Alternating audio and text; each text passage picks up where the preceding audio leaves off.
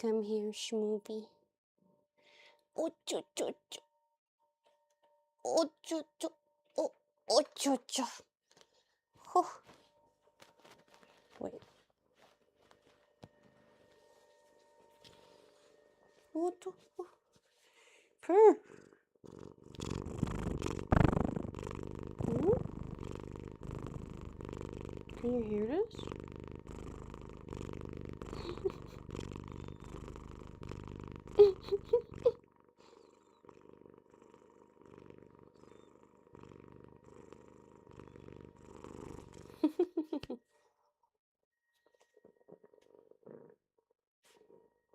Oh, you. Opa. Meow. Ah. Where's my... Ah.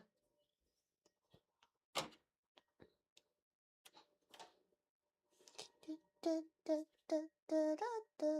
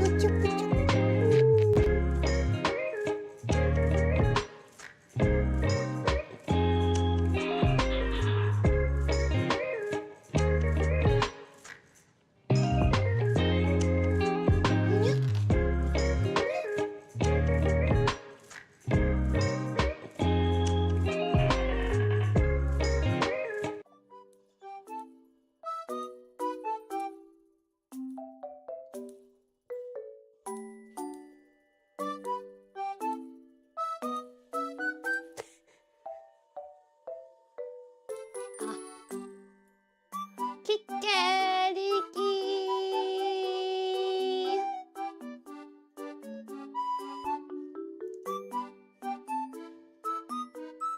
Oh.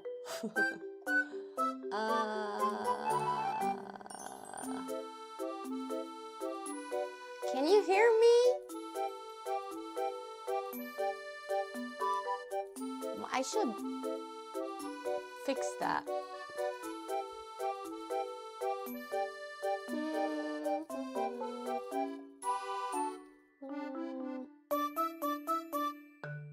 Or is it just... Ah! Kikariki! Oh. It shouldn't... BGM is not really that loud, but... Sure, I'll turn it down. ちょっと待って。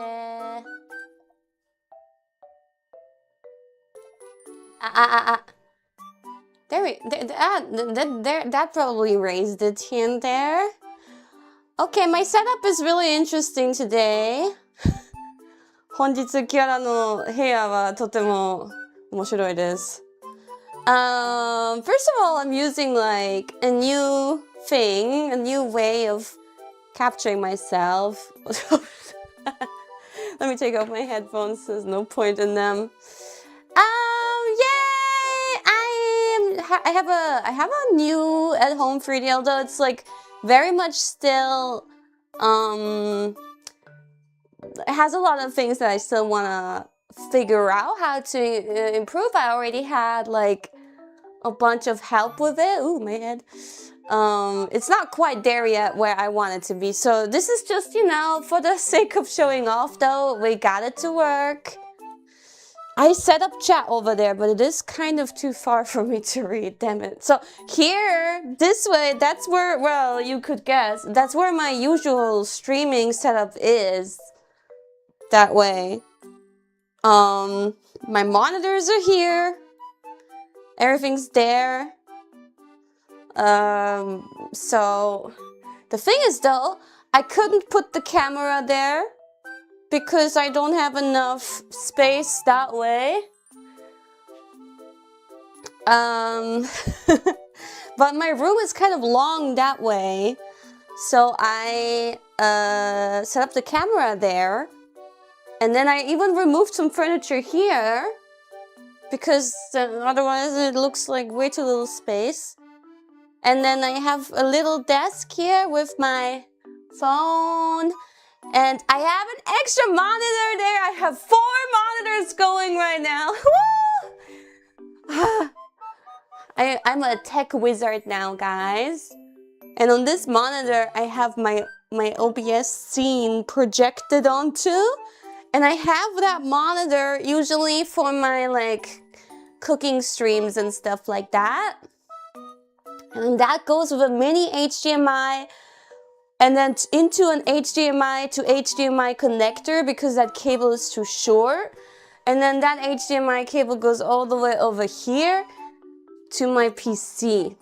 And then I have the super cool device there that is making me 3D right now. So speaking of 3D, I kind of, I'm starting out with this, with having the beautiful poncho on me right now. But so the thing is, I'm not using the official hololive software right now. Ooh, and I just wanted to get my face and everything improved. That's why this is like a test version of this outfit for non-holo application usage. You know what I mean? So I'm using it in Varudo right now. But you can imagine that Sivan, my modeler and like, how to say, experimenter, is having a lot of issues with this poncho. So the poncho has no physics, but I just wanted to make sure you guys see it once. There's some sussy behavior there, but that is just because, well, let me put the comments here maybe. Yeah, poncho. Shut up! Yeah, but it's cute, right? And you guys probably saw, let me put it up on screen. I don't know why Ina's isn't like, she didn't even, I was talking with her about it. I was like, oh yeah, I hope they're gonna upload my 3D picture soon. And she's like, yeah, that'd be cool. She said something that implies that she hasn't heard or seen about anything of it yet. And I'm like, what do you mean? Mine's already ready. And she's like, eh? I must have missed something. Yeah, the render. So I don't know. We don't know if Ina even had worked on one. But mine was ready pretty on time. I remember like checking it ages ago. Here, ta-da. Oh, that's huge. Yeah, because I have the OG size. There! Wow, ちなみに今日使ってるおうち 3D そのアプリ、ホロライブのアプリじゃないんで、そのアプリのためにこのモデルを調整してもらったんですけど、このポンチョはね、難しすぎてとりあえず諦めました。動かないでしょ？うん。Yeah, so cute! I purposefully chose a pose that makes me look even more like a 3D like a JRPG character. Yes, movie. Oh. Hey, I'm just trying to pet my cat, okay? ちょっと待ってよ. She be sitting here very patiently. Hey, yo. Yeah. Coincidentally, this is actually kind of a coincidence. Me turning out like that is actually a coincidence. I want to talk about a bunch of things today. And I don't know where to start, but I guess I just started talking about it. Okay, let's talk about the outfit. Okay. First of all, I really love it. Second of all, many of you guys mistakenly thought that I was not wearing any tights.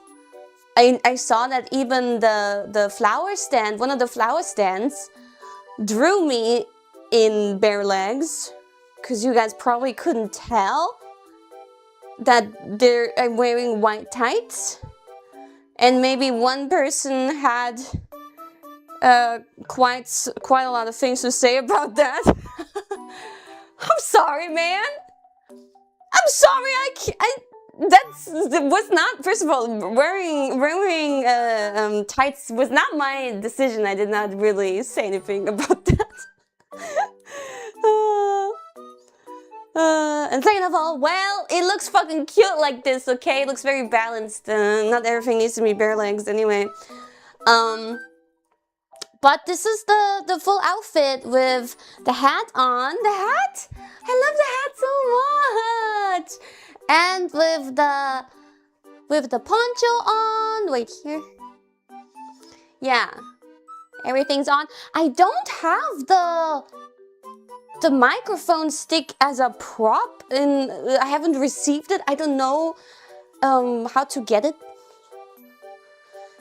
By the way, my stance is generally, when I stand like this, a bit wonky, so I'm just gonna have my legs crossed purposefully the whole time. I look elegant, right?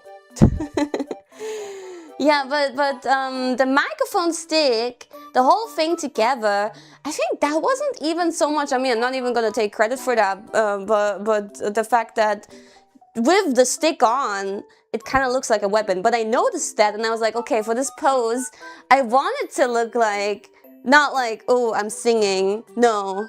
Especially because of this poncho.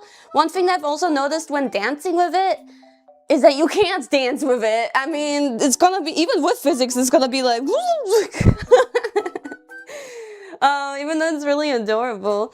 I will take this in exchange for having, like, when everything is on, for having a really, like, full, complete, fun outfit. I just wanted it for the sake of it, you know. I knew that, okay, I probably would have difficulties dancing with the full outfit. I was warned about it, that there would be clipping and whatsoever. Although they did a good job with the clipping in the official hololive version of this outfit. Again, I repeat, in case you came a little bit later, but this outfit has been, how to say, temporarily adjusted to be used in a non-hololive application, and the poncho is a little bit too much work and too fucking difficult. So for now, this is without physics. Actually, maybe I should just take it off now, because you've seen it, you've seen it! You have seen it, you have witnessed it.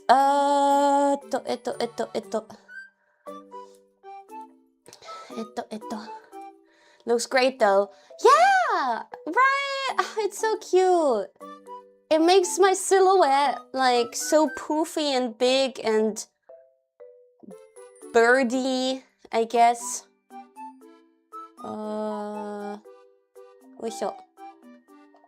That should be it. Why have I changed position so much? We'll leave the hat on. How about this? Oh shit, you can see that! No! 4 screens is amazing, but also, yeah, a bit too many things. Okay, I'm here without the poncho now. Hi, Mage. Hi. Oh my god. Was that scary? I couldn't see it because I was looking up, but I think it was scary. I think that was scary. Yeah, some things with the tracking, with what I'm using today, needs to still be figured out. Eldritch Phoenix. Yeah, but this is the outfit without the poncho. And I thought, because actually the whole time for the concert, I didn't get to use it with the dress without the poncho, but with the hat. I thought maybe it just doesn't look good together, but actually it does look good together. It doesn't need the poncho to look good with the hat, huh? It doesn't need that, huh? Looking at chat. Chat is there too, but it's too far. Yeah, looks good, right? 上着なくてもこの帽子映えますね。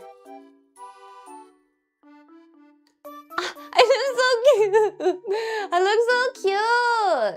My hair is so long and like wavy, and it has volume. And then, so I don't know if you could tell originally, but well, the outfit without the poncho, without the upper layer, is actually what my prompt was to the designer, Akira, was I would like to have a dirndl dress made into an idol outfit, like a performance dirndl dress. Like, no need to like stay too close to the traditions and all that, but I wanted it to have like a good look and a good adjustments for performing. So back to the roots, back to my blood, Austrian blood. Well, that was kind of weird. But so we have the apron, we have the pushed boobs. Oh, I want to say though, I did not tell anybody, I didn't tell the designer nor the modeler to make my boobs bigger. That was not a thing I requested, and I don't know if they're necessarily bigger, but in theory, for dirndl dresses, it is like kind of like common, or like the thing to do. Like, you push your boobs in this outfit. Normally you have a push-up bra on when you wear this kind of outfit. That is, you can ask like Germans and Austrians, but that's what happens with this kind of dirndl dress. Doesn't that sound delightful? Doesn't that sound delightful? So the effect of my boobs looking bigger is actually just even more making the dirndl dress accurate, if you think about it. Looking at comments. This is me looking at comments because you guys are tiny and far. It just makes it more accurate. So 実はなんか yeah, the EN members, they said, well, did she request that? Everybody was like, they weren't saying what, but they were like, did she request that? No, I didn't request anything. Hey. I don't like these accusations. EN メンバーたちに同時視聴の時に言われたんですよ。あいつ、おっぱい大きくしてくださいってお願いしたんじゃねえのって。でもそんなこと一切お願いしてないし、この民族衣装は基本的にプッシュアップブラを着るもんなんですよ。でも何もリクエストしてないんだけど、そういうもんなんで、リアル的だなと思いました。Yeah, it's lore accurate. そうなんです。何もリクエストしてない。I have never requested ever in my life, neither to Sivan or to internal people from the internal models, to make my boobs bigger. The only thing I have requested is to make my thighs bigger. In the past. Now thighs are like, make my ass bigger, because you can't blame me for that, because there was literally nothing there. Right? Movie, where are you going? No. Bye-bye. Actually, I forgot my Coke. ちょっと待って. Let me bring it. Don't know what happens with my body when I do that, but we'll figure it out. Okay, I got it.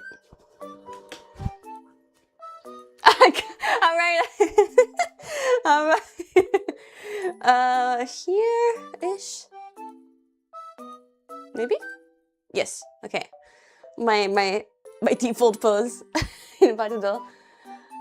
Yeah, okay, I'm back. So, yeah, it has this, I really like the side ribbon with the gold stripes. I don't know, I'm opening a bottle right now. See how far apart my arms are? There's definitely still things I need to fix.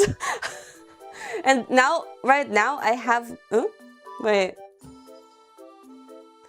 Right now, I have my hands right by my chest, actually. They're like way too high. And they're like way too far. They're reaching way too far away from me. I have them like right on my chest. It's a work in progress, yeah. Does it need a tracking suit? No, and like it's way more convenient than accents so far, but I am still not satisfied. Alright.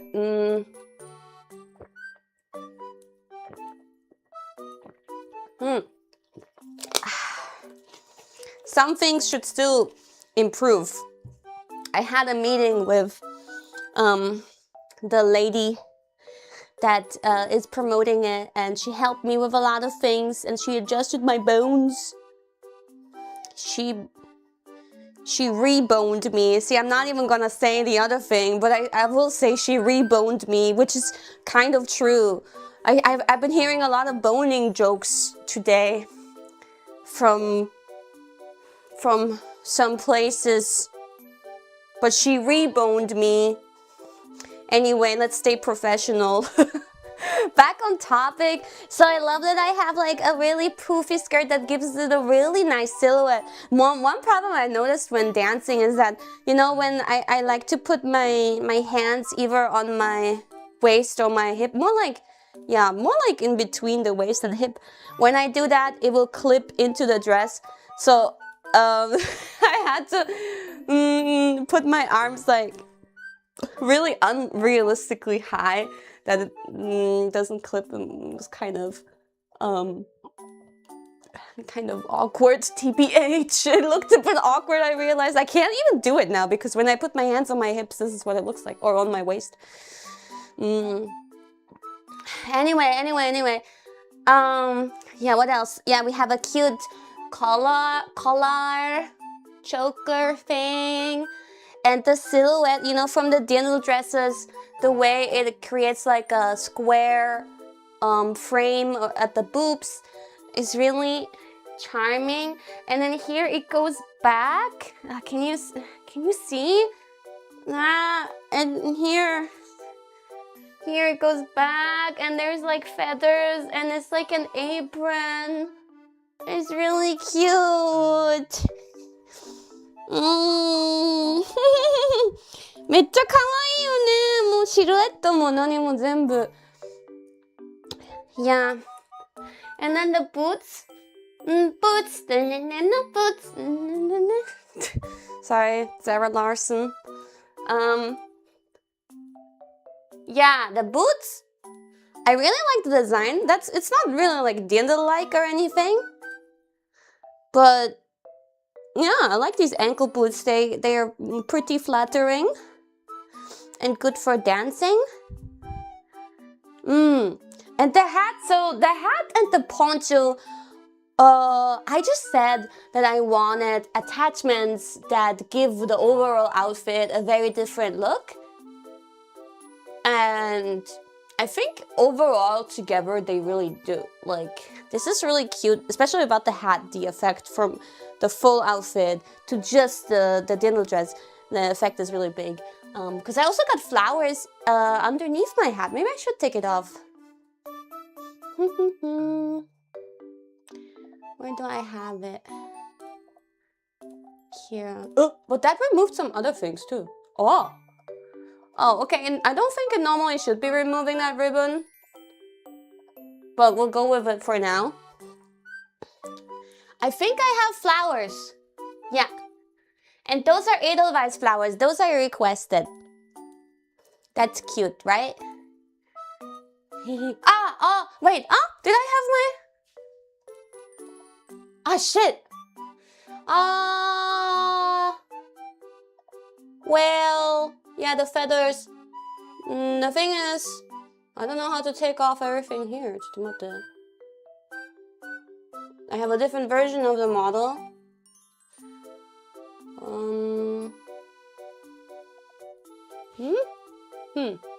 Okay, hat is off, but I don't know how to take off the whole poncho. Maybe I just take everything off one by one. Oh my god. I guess so.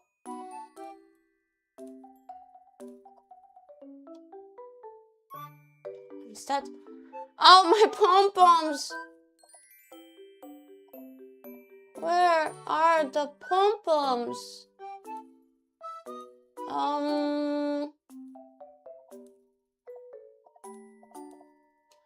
Shit, I don't know how to, what. I mean, yeah, I know they're right there. Oh.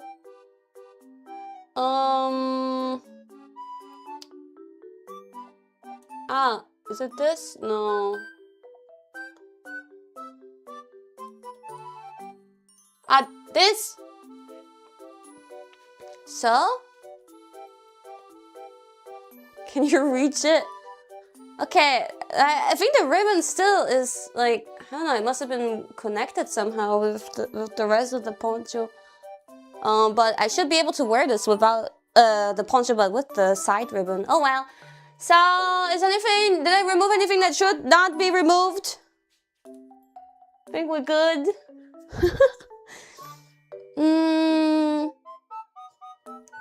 Ah, you like the backdrop? It's blue and gold.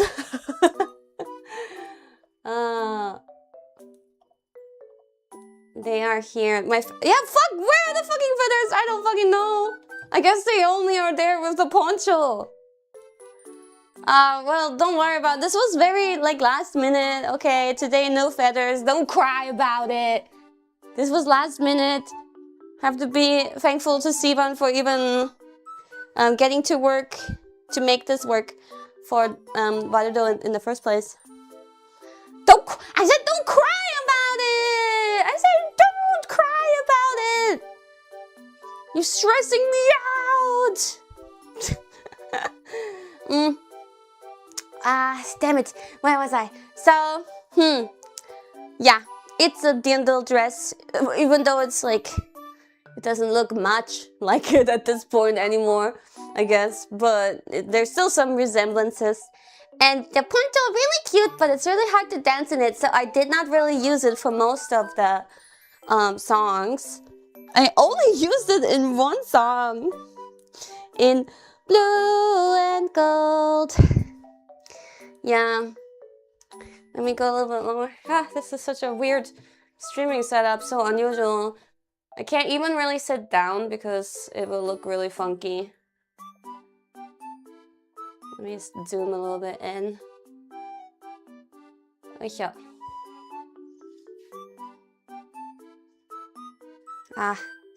Can I? Do you guys mind if I make you like this big?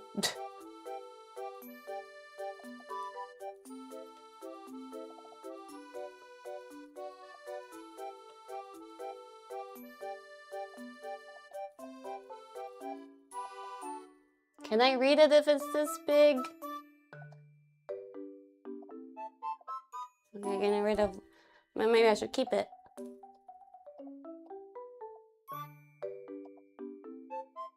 Okay, can I read you? Yeah, I can read you. Yeah, I can read you. What was I saying? Thank you for all the super chats, by the way. So we have new Polaroids. I still do want to read vocally, verbally through all the super chats that you guys are sending. Probably not today, but we'll get there when we catch up. But I do want to read those. Thank you, though. So if you don't know what's going on, I do Polaroid sometimes where I sign your name, and you can choose the type of Polaroid. Look at the pinned comment, and then you can find the information on it. Thank you for the support on it. I just basically I do this when I have some big event, but I kind of want to give you guys a little bit more for what you guys are giving me. It's more work for me, kind of usually, but you know, I just feel like money is a lot of money, and we live in this economy, in this society, and it's nice to have something a little bit extra for you guys. Yeah. Maybe I'll do them again at some point in case... I saw some people saying they can't get any now, but they would love one later. Maybe I'll do a session number 2 someday for members.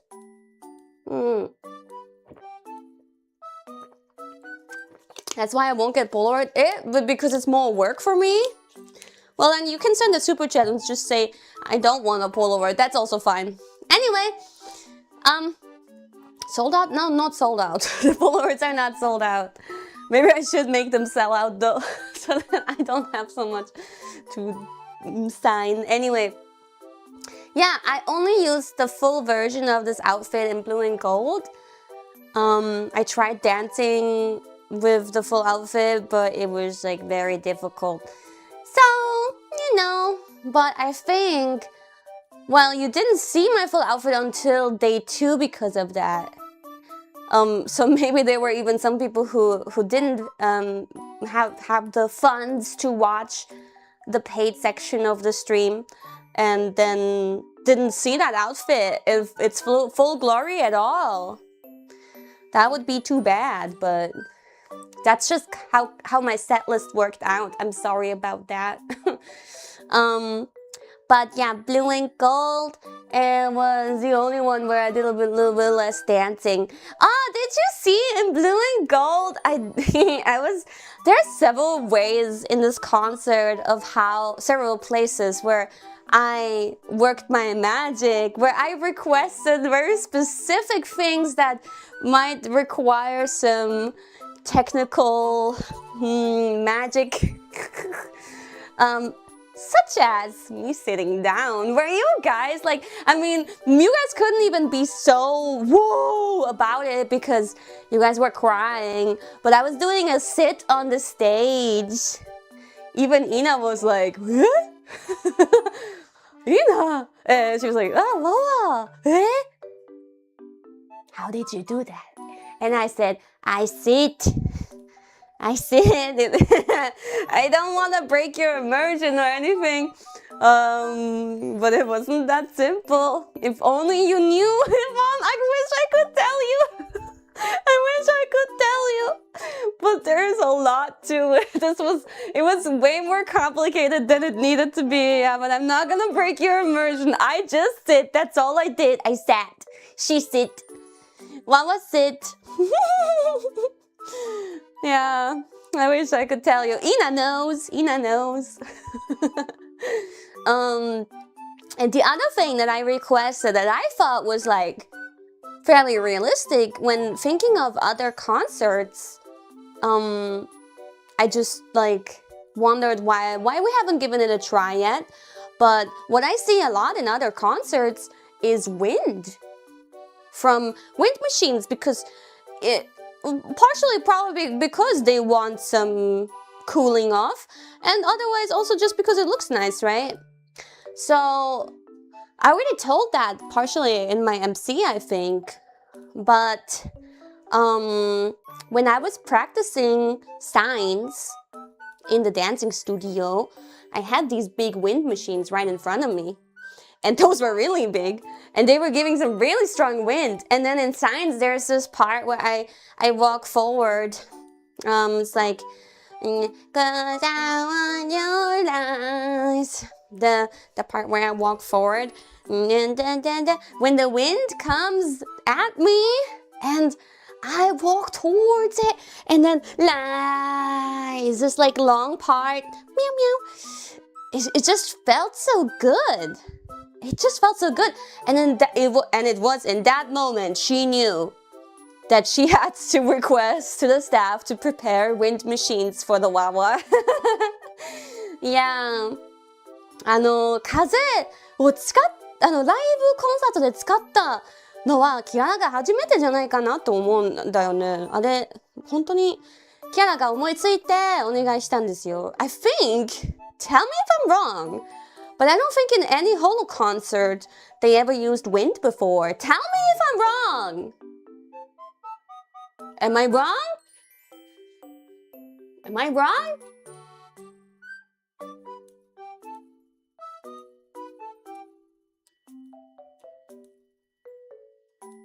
Yeah, I think I unlocked a new tech in the skill tree. Don't I look cute? I think I really like the smile. This time I really like the smile. We need to get those feathers in there.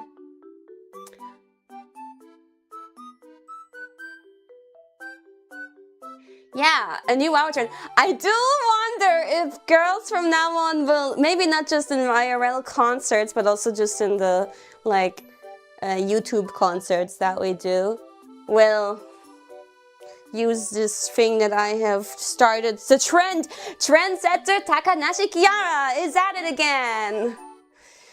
Shoganai na. Can't be helped. They wanna use the things that I come up with to be like that. But I think, yeah, people really have that in their mind, right? So the thing is, though, how was it? I think in the MC that like created that special shot, right? The wind turned on, and that was actually not planned. They were like, oh, she did that. They turned on the wind just for that? Was somebody like Iris or so was saying that? No, actually that was the wind machine was not supposed to be on there. Somebody mistakenly turned the wind machine on, and then I was a little bit confused. Here, I'll break your immersion for that one, because there were times during rehearsal where what I saw wasn't necessarily what the other side would see, you guys would see, right? On my feedback. And so with that in mind, I thought during my MC, I was doing my MC, and suddenly the wind starts blowing, and I noticed it, and I'm like, ha! And I was gonna mention it, and the wind! I was gonna mention it, but I cut myself off because I remembered, wait, what if they don't see it? And then I mention it, and then it's like, really, like, what the fuck are you talking about?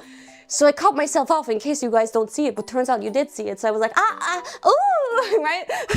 trying to pretend like nothing's happening. Turns out you did see that. Yeah, I tried to. Staff farted and covered it up. No, but I tried to cover my reaction up. But yeah, I good improv. Thank you. Yeah, and then it created that really cute screenshot. Yeah, because the back view of this outfit is really cute, so I'm glad a lot of people got to see it.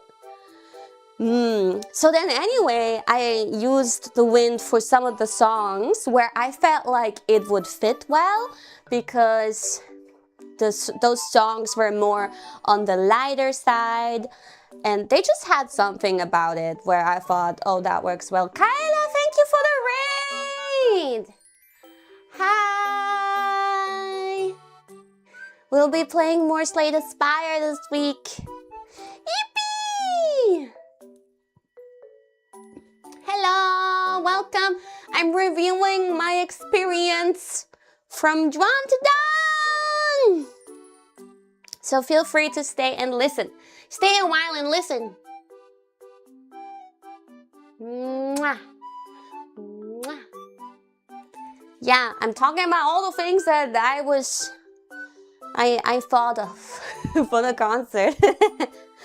So I mentioned the wind. I hope you like the wind. It was quite strong, but it was pretty nice. It was refreshing, I think. I think at one point, was it Mirage? I was doing a medley. I think I was doing the Tasty Medley Mirage. And once Mirage started, the wind was starting to hit again. And I felt like, even more so, it gave this like, ooh. Hard to explain, but Mirage just feels windier than Tasty, you know what I mean?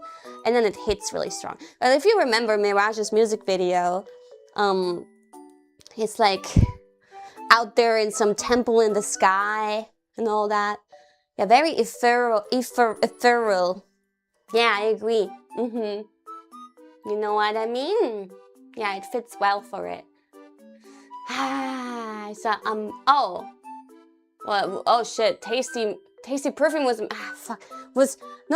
I do, wait, did you look at my set list? I don't even remember anymore.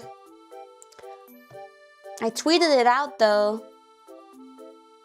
Let me check my set list. I swear it was a medley though. Was it not a medley?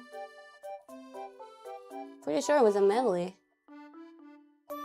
Scroll, scroll, scroll, scroll, scroll, scroll, scroll, scroll, scroll, scroll, scroll, scroll, scroll, scroll. あれ？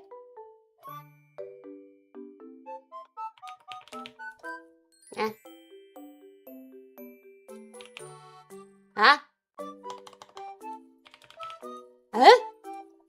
？Where the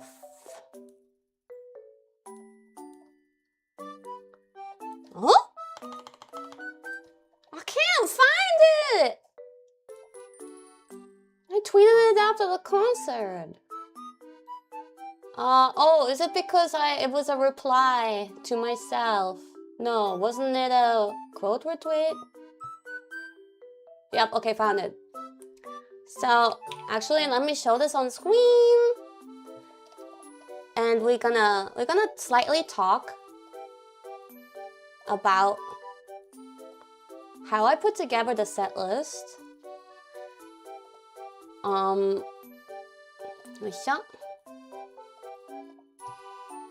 It was, by the way, it was a sleep talking Mirage medley. Yeah. Hi. Okay. Here we have the set list.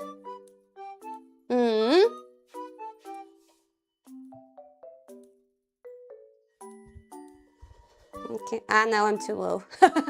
Now I need uppies. Uppies! ちょっと待って。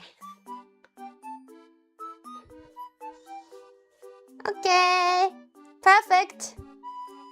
So, one thing that I had big difficulties with is this outfit not really matching half of my songs.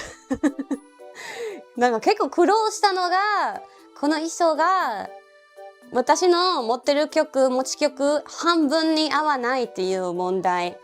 And I don't have any other goddamn pretty outfit because I wasted my 1 million wish, as you remember. I don't have any other goddamn outfit besides the ones that everybody has. So I thought what I can do is use the fest outfit because that one fits the whole cool and dancey songs a bit better, like Hinotori and Sparks and Ego, Chimera, Martyr, Retrospective. Honestly, I thought The Great Wanderer was also more on the cool side, but I could still kind of tolerate it in this outfit, I figured. But because of this, so I didn't necessarily want to reveal this outfit from right off the bat, the first song anyway, so I was fine with revealing it later. But the thing is, it would have been weird to then switch back to the fest outfit and then maybe switch to this again and maybe switch back to the fest outfit. So when I created the set list, when I had to really wreck my brain about it because I needed to arrange it in a way that there was no need for me anymore to switch back. So actually, in a way, it being 2 days really saved my ass because it would have been weird if it was 1 day. I think it would have been more weird if it was 1 day and I had all these songs and I had Ego, Chimera, Martyr, Retrospective also all in the beginning and I had no freedom and leeway creatively to put my cooler songs anywhere else but the beginning. This way I could at least split it in half and start over again with the cool songs on day 2. And I did think that Ego would be a great beginning song. Because it also has the intro in the album where I said, oh, I think it would be great to include that. In hindsight, I feel like I should have included a few more of those transitional songs that we had in the album. But for Ego specifically, I thought, oh, this would be great for the entrance. I'll have the dancers dance like a really hardcore choreography. And then when the transition is over, I appear. Yeah. So I was quite proud of the overall logistics and how I built a set list. Because, like I said, there's some songs here where maybe this outfit wasn't even the best fit, but I don't have anything better, man. But I think it worked out really well. The Great Wanderer was... Wait, did we do... Ah yeah, when The Great Wanderer started, right in the beginning, there was a transition of changing into it. And I was also... Oh, The Great Wanderer was quite interesting because I was using the mic with the stick on as a prop. So the choreography had to be adjusted to match the choreography, to match the stick, like to use the stick, right? So there were some elements there in the choreography that were like playing around with that. Yeah. Did you like that version of The Great Wanderer? You can watch it for free in the archive on my channel if you're curious about it. Yeah. Thank you. I had like troubles with it because you have to like kind of, for it to look good, you have to hold it like really stiffly, like control it really well so it doesn't like wobble around. So the overall picture looks better if you have good control over the long ass stick. So, and then I like turned around, right? And I like bring it up and then I twist it and I bring it down. And then when I turn around for Fever Night, din, din, I think it hit really hard because suddenly the stick was gone. Well, but right before that, I was still like holding on to the stick. Suddenly the stick was gone. Again, some interesting things happening behind the scenes to make that work that I cannot talk about. Yeah, I think it was a good transition. I thought for Fever Night, I definitely just want to dance the OG choreo pretty much just with a microphone in my hand. And so you can take the stick off and then it's pretty much a normal microphone, although the handle of it is quite a bit longer. Like overall, the length of the whole microphone without the stick is already quite a bit longer than a normal microphone would be. So that was a bit awkward. But I like it. It's like it has this retro look and then it has these little wings attached to the microphone. So I like it. I think I'll be using it whenever I can in the future for like birthday live or anniversary live and all that kind of stuff. このマイクね、長いステッキをつけてそれを使った振り付けもありましたけど、この 1.1 の3曲目。その後それを外して次の曲歌うっていうね、いろんなちょっと難しいことをやりましたけど、このマイク、キャラのマイクなんでこれからも使っていこうと思います。I'm just so glad I have my own microphone now too! Yay! I have my little prop to go along with it. Yeah. And then, so my thoughts here, you guys have no idea how much thought I put into the set list because of all the things I had to consider. Actually, I would not have been able to fit all the songs if I didn't make several medleys. So that was another thing I had to consider, combining songs that work well with each other. And also, I did not put a single new song into any medley. That's another thing I had to consider. I wanted every new song to be fully performed. You know what I mean? Yeah. So I put The Great Wanderer and Fever Night into a medley because I kind of fucking had to. As much as I would have loved to do The Great Wanderer in full, and I think you guys would have loved it too, I had to.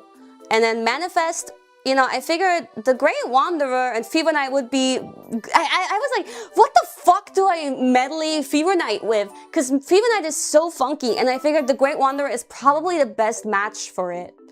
And then I thought, oh, Manifest is pretty funky too, so let's follow Fever Night up with Manifest. And then, well, That Way is very cute. It's not funky at all, so this is where the synergy kind of stops, but that's okay. that way fits this outfit to a T, I gotta say, doesn't it? Yeah, I love it. And I had so much fun dancing that way. It has a really cute choreo where I'm like, that way is probably one of my favorite choreos. Also, Manifest for the chorus. I love the chorus for Manifest, but for That Way, I love like everything about it. And Signs is also one of my favorite choreos ever. And for Manifest, I did... Wait, let me see. For Hinotori, I wanted a big opening, so I added dancers to it.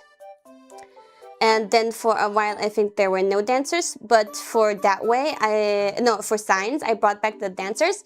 I wanted a really sexy choreo for Signs. Do you guys remember the kick? I can't do it now. I won't even capture it. But when I hold on to the dancers and I like lean back a little bit and I do the kick, that was my idea. There were actually, throughout the whole set list, there's actually quite a few choreo changes that I personally did, but I don't get credited. I don't get paid for that. I'm like a producer at this point, you know? Anyway, yeah, dancing with the dancers and Signs was really fun because I felt like we were really in sync in certain points and I felt really proud of myself. Signs, to me, felt very refined in the end, and I kind of want to like do more songs like Signs and Sleep Talking. The R&B genre really, ooh, it got me. It captured my heart. Where are my royalties? We'll never be royals. Sleep Talking mention! Yeah, I fucking love Sleep Talking. And then from Signs, there was a Perfume Tasty medley, and then I finished off with Pineapple because I thought Pineapple is a pretty awesome, fun finishing song. I didn't think that it would be a good finisher song for day 2. I did think it was a great finisher song for day 1. But if you can tell, I started with day 1 with Hinotori, my first ever song. To me, that was a given. Had to be that. And then starting off with Ego on day 2, for me also was like a very obvious choice.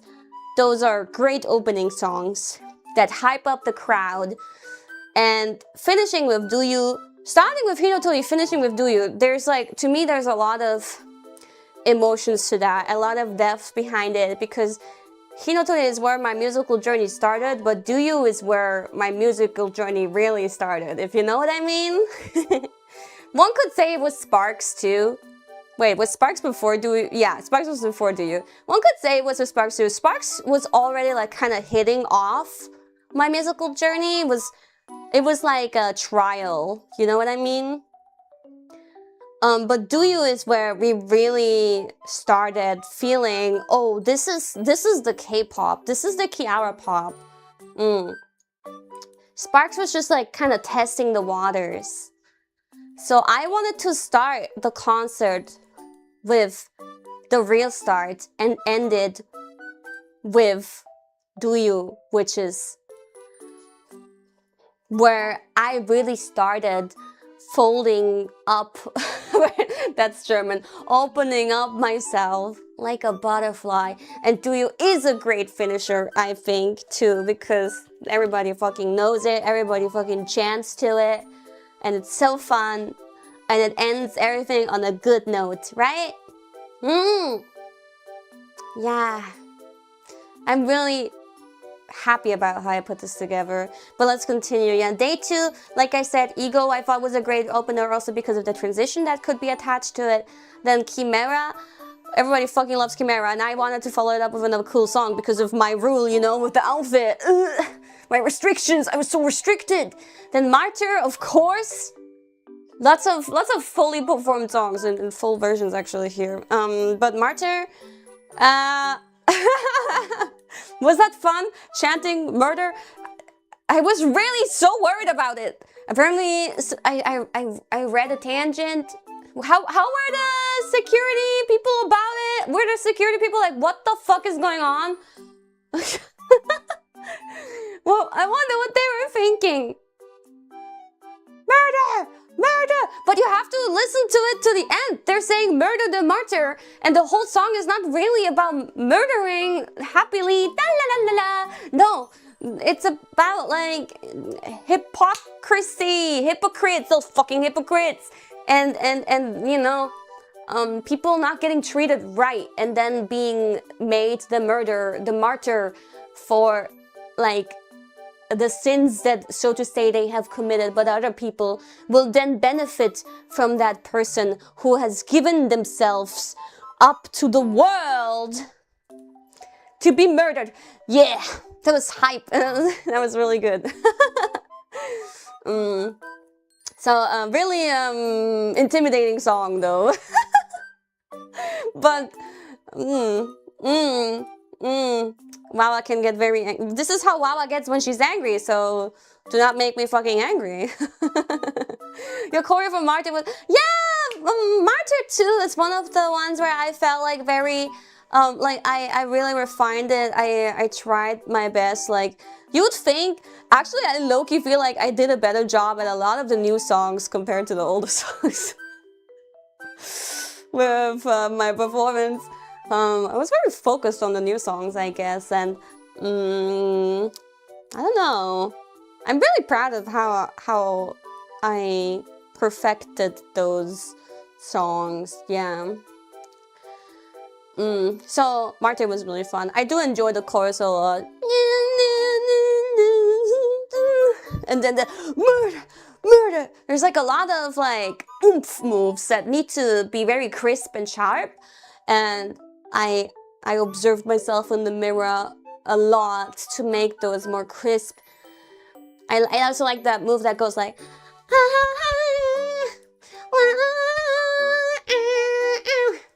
It's like, I'm like... It's hard, it doesn't really show well here, but... I'm like vibrating there to the song, and I tried to make my body vibrate along to it. I put a lot of emotions, not just into the song, but into the dance with this one. A lot of desperate emotions and frustration that I hoped would come through, and anger. So this is probably my most emotional song in a way that I was able to feel it fully with my whole body. Damn, I'm so deep today. Sheesh. Sheesh. Damn, she's spitting. I'm spitting.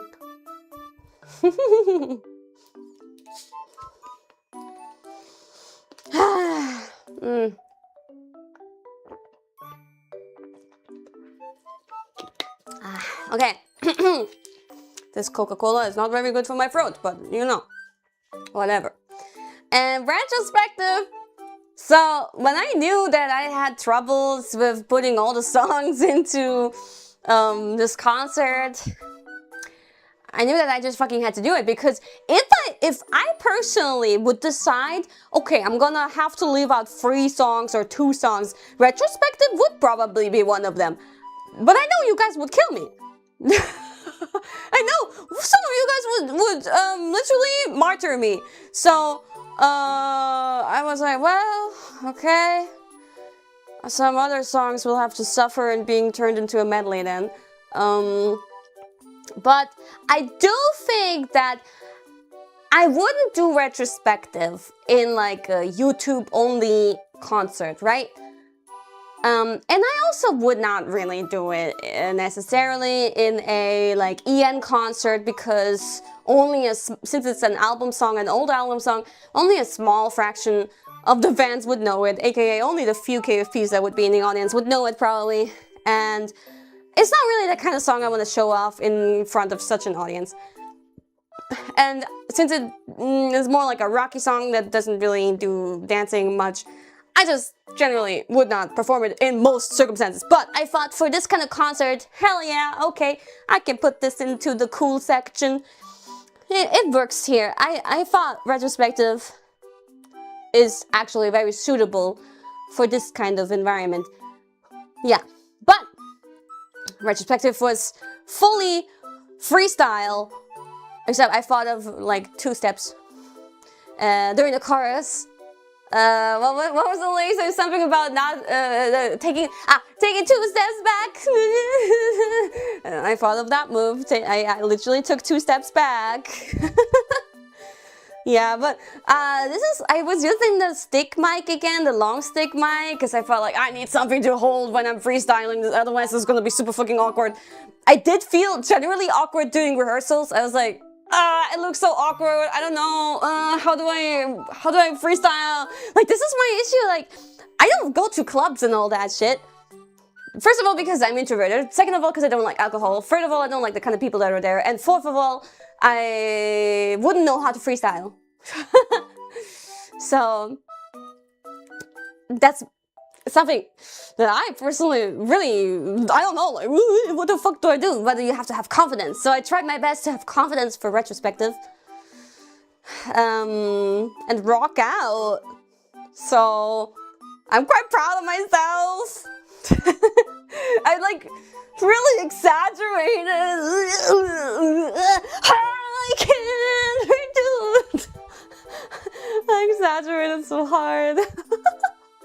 マジでレトロスペクティブは振り付けがなくてさ、ちょっとマジで自信なくてどうしたらいいんだろうってめっちゃ悩む曲でしたけど、リハーサルでもあれ自分の動きってすごい気まずいんじゃないかってすごい戸惑いながら本番は頑張りました。Yeah, and then there was an MC there, I think, after retrospective, so felt like a good way to cut the sections. The MC's placement was also really thought through, by the way.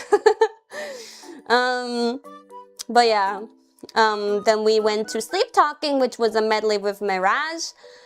I wish I could do every song fully, but I had to sacrifice some songs. So Sleep Talking had a little bit of like a transition section that I requested in detail. I was like, I want something like DJ scritch scrotchy that then speeds up again and transitions into Mirage. So that took a few attempts from the person who created the transition, but I was very particular with it. Did you like it? Did you feel surprised when you heard the boom boom boom boom boom boom boom boom stuff? It was like, because the Sleep Talking, it has this part where it's like, baby, who are you talking to? And then I go like, I repeat it, baby, who are you talking to? Baby, who, baby, who, baby, who, baby, who, baby, who are you talking to? Ew, pew, pew, pew, pew, pew, pew. Yeah, where you're like, oh, what's going on? This is not how the song usually goes. Were you like that? Or were you not even fucking noticing? Yeah, cool twist. I was vibing. Me too. It was quite a surprise. We noticed. Okay. It was clear, right? Yeah. I was losing my mind. Hey, yo! Did it take you a second? Oh my fucking god! Did you not study Sleep Talking hard enough? I noticed it was cool. Thank you. I was perplexed, but I vibed. Nice! Perplexed. I did, but I need to rewatch it. Yeah! Please wait to rewatch it because I'm waiting for them to give me the go sign about the archive that it is good to go. Because they're adjusting, especially the angles in blue and gold for me. So yeah, I think... right before that, in that MC, I explained the blue and gold things, how that would work. And everybody did a good job. In blue and gold, I did think that blue and gold, it would be really hard to place any song in front of blue and gold because in a lot of songs, it would be, I think, quite the whiplash. I think the least whiplash I could create is with Mirage being right in front of it because it kind of fizzles out rather gently. I don't know. It's the best I could do, really. And then in blue and gold, finally, my full outfit is revealed because that's the only song where I can freaking show it off without everything going whoop, whoop, whoop, whoop, whoop. Yeah, and in blue and gold, what was it? What was it? What was the little sit? And blue and gold, I requested the choreographers to make me a really simple choreography for it. But I did some adjustments there too, actually. I thought of like most of it. Most of it was my brain, actually. Oh, is my... Oh, my jaw is open. Like, starting from the back and then starting one verse sideways and then turning around the other verse that way. It's like kind of trying to... it's a nod about the song being about two people, you know? And then I said I want a really simple and slow choreography, but I did want something for that part. I see you there everywhere, you're by my side, but it's different now after a second collide. Yeah, that part, I wasn't happy with what they were giving me, and I just had this one move stuck in my brain like so persistently where I go like, can we like see this? Wait. So I implemented this, but yeah, it goes like, see you there everywhere. I'm doing like overstepping like this, you know? See you there everywhere. And then I like twist my arm and I let it go. I like drop something and then I emotionally pick it back up and I raise it up like this. That was Wawa brain. Maybe I can choreograph songs, eh? Maybe I can.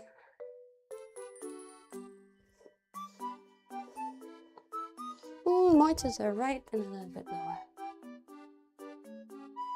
Okay. Here I am again. Oh, that's too close.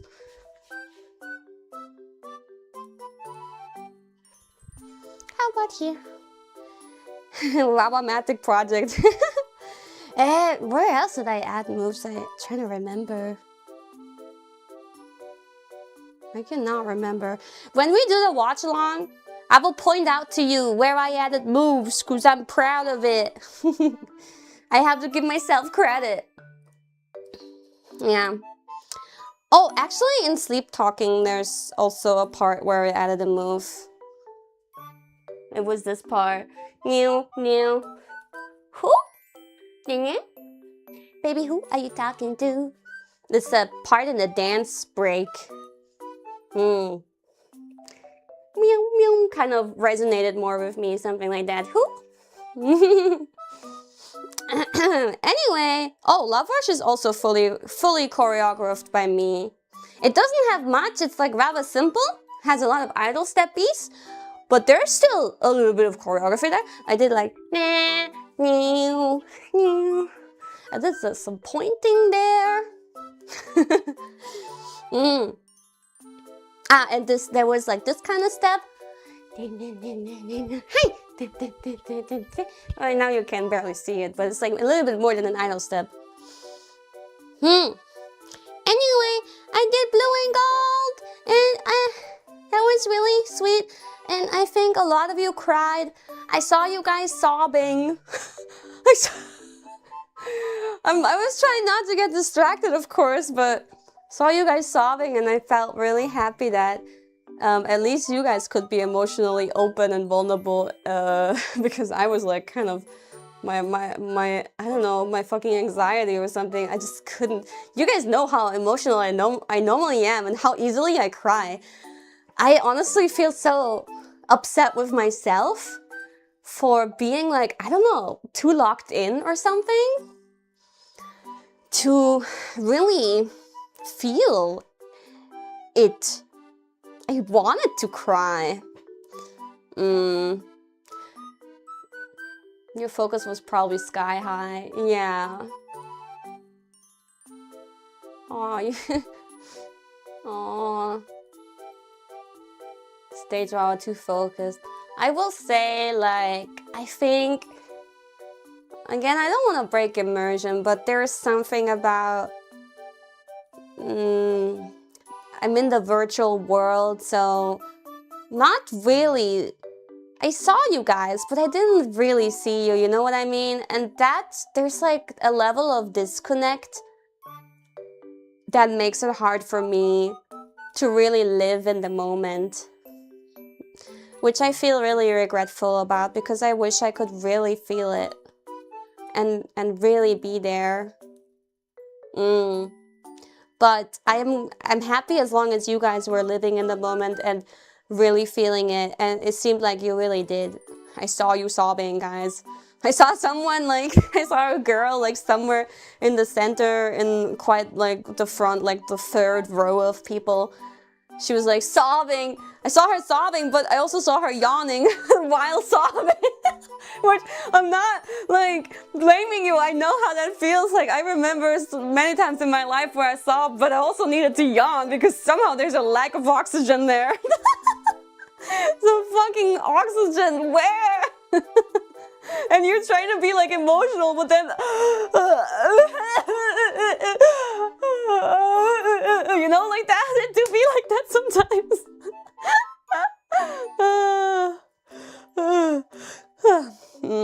And also the concert at that point was pretty long, right? It must have been very tiring. But I can see you guys yawn. Don't worry though, in this case, I didn't think anything of it, but sometimes I might think something of it. If I'm like in the middle of an MC and you guys are yawning, then my confidence be like, oh, they think my MC is boring. They're falling asleep. Oh no, I'm spiraling. They fucking hate me.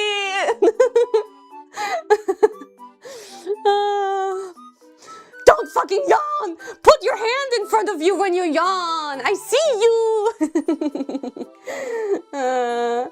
No, I know it's hard to control, and even when you're like very much enjoying the concert, you might still yawn. I know!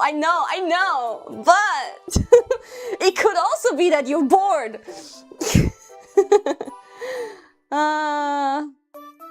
Oh, the chat go meow, meow.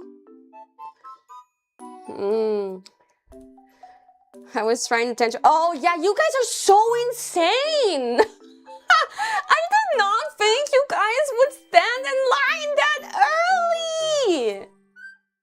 What the fuck? I have one logistical question. There was like early GA, and then there was GA. And GA means you can be in the first floor, right? But if you have early GA, but you're standing in line behind the GA, do you still get to enter after them? Or was the line always split? They split it to... but then you like separated without kind of losing your spot, right? You were just like... I can kind of imagine, okay. They split it later. Okay. Yeah, because like, of course the staff was there... Well, the staff was there early too, but... You guys are so crazy. I feel honored though that you guys are so passionate about like getting a good spot and being quite in front. I feel flattered. I saw especially a lot of KFP snatching that center front line spot. Sorry, I'm malfunctioning. I was quite happy about that. なんか、毎日、両方の日にめっちゃ朝早くから朝、もうなんか2日目はもっと早くなってて、なんか夜の4時から並んでた人もいたみたいで。で、結構 KFP がもう、めっちゃ前の1列目の、スタンディングでしたけどね。なので、1列目の真ん中を取ってたのはだいたい KFP で、すごいなんだろう、情熱と愛を感じる。Yeah, thank you so much for that. I felt so loved and like, I was looking at everybody, but it's like very exciting. I saw so many very, very, very passionate people rocking out for this both very long days, and I saw your expressions and you guys had so much joy with it.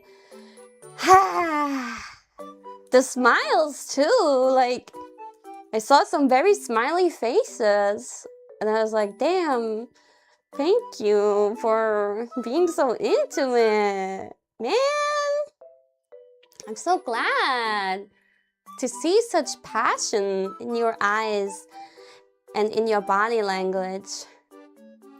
Yeah. The pit was great.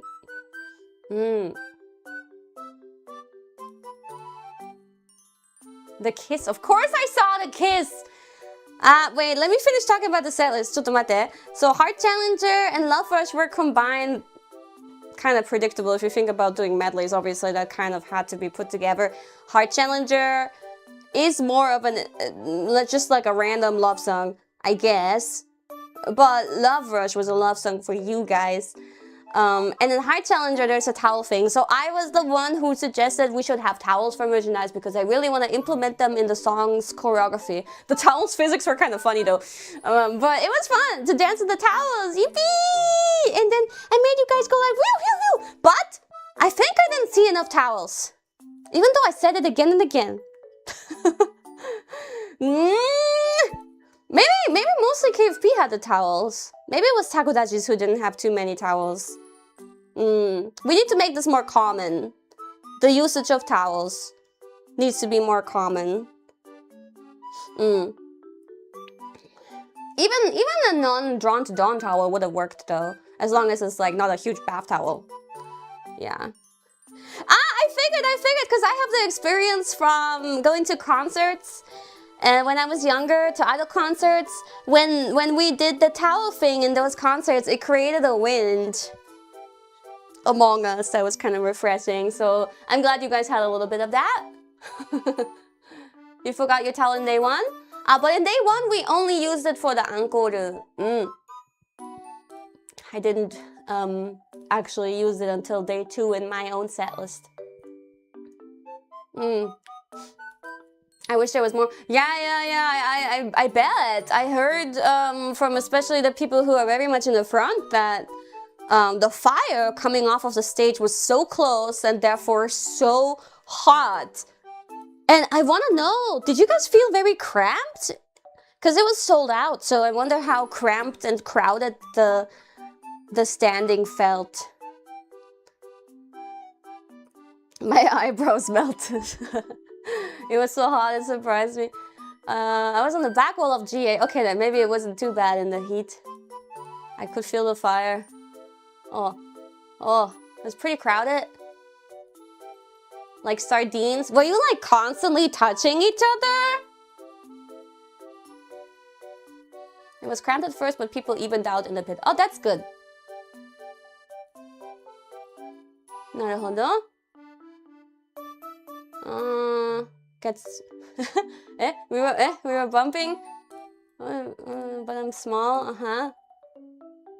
Felt separate enough. Maybe we needed to sell out even more so you guys get more cuddly and cozy. We embrace at certain parts. Oh, purposefully or one thing I never saw before from you guys is like the pen lights in a line. That was so cute. You guys did that before the concert started. On both days, I thought that was really adorable. You guys were so bored. What should we do? Oh, let's make a line with the pen lights. Yeah, sick. It was really cute. There's a fire code. Well, okay. No, okay. Yeah, I observed. So, yeah. I think Heart Challenger and Love Rush also fit the outfit really well, so that was fun.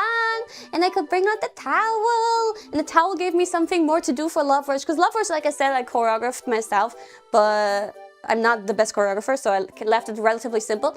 At the time, when I first choreographed it, like years ago, for the members only encore at a certain live that I did, and yeah, that was fun. And then the last song was Do You, and Do You, as I said before, was just like, I felt like it would either have to be an opener or a finisher, and because my openers were quite clear already, I figured it would have to be the finisher, so you can tell which songs really define my history by looking at my openers and my finishers. Even though Pineapple Pineapple, like, didn't really do so well as a song, but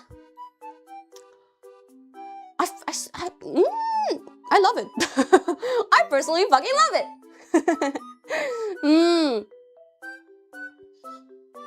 Pineapple! Hey, it's so fun. It's so fun. Brought out the dancers for songs like Do You and Pineapple. I think those were songs that, even though I know the choreo for a long time now, both of those songs were choreographed a long time ago from Kiara, who is located in America. And I know Kiara for a long time, and she also choreographed Hinotori, and so what we did always is she just sends me a video and I learn it at home. But because of that, like, I just kind of take it kind of easy. I adjust moves. I learn it a little bit more vaguely generally when I do it like that. But I'm like, well, I'm dancing it alone, so it doesn't fucking matter. Because most of those songs from back in those days, I wasn't really using back dancers yet. So I thought, well, it doesn't fucking matter. I'm the only one dancing it. I can dance it like more vaguely and adjust it. So the difficulty nowadays, especially with this concert, is I have dancers with me, and they learn the choreo from that video very accurately. They're professionals after all. And then we, in the practices in the dance studio, I noticed, oh shit, wait, I danced it very differently. There are some moves that I completely changed. For example, in Pineapple, there's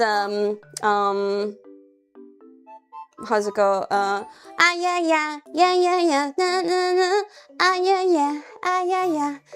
I completely changed the move there. That was something completely different. So there was a lot of like, are you guys gonna adjust to me or do I adjust to you guys? That kind of discussion.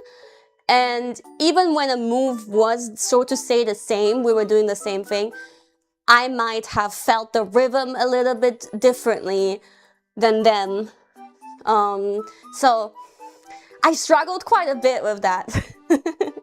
And especially with Do You, I've danced that so many times and I'm just so used to dancing it, like it's muscle memory to dance it my way. So dancing it so that it matches the back dancers more, trying to really get it right this time, it was an eye-opener to how much I was doing wrong so far, I guess. But yeah, it was really difficult for me. That was quite a challenge. なんか今までもう何年も一人で踊り続けてた曲がいっぱいあって、その振り付けは先生なしで動画見ながら覚えてたので、なんか雑に覚えてた部分も結構あって、今回ダンサーさん、バックダンサーさん入れるということで、なんかなんだろう、自分と合わないところが結構あって、それを直すか、それか合わせてもらうか、いろいろね、ありました。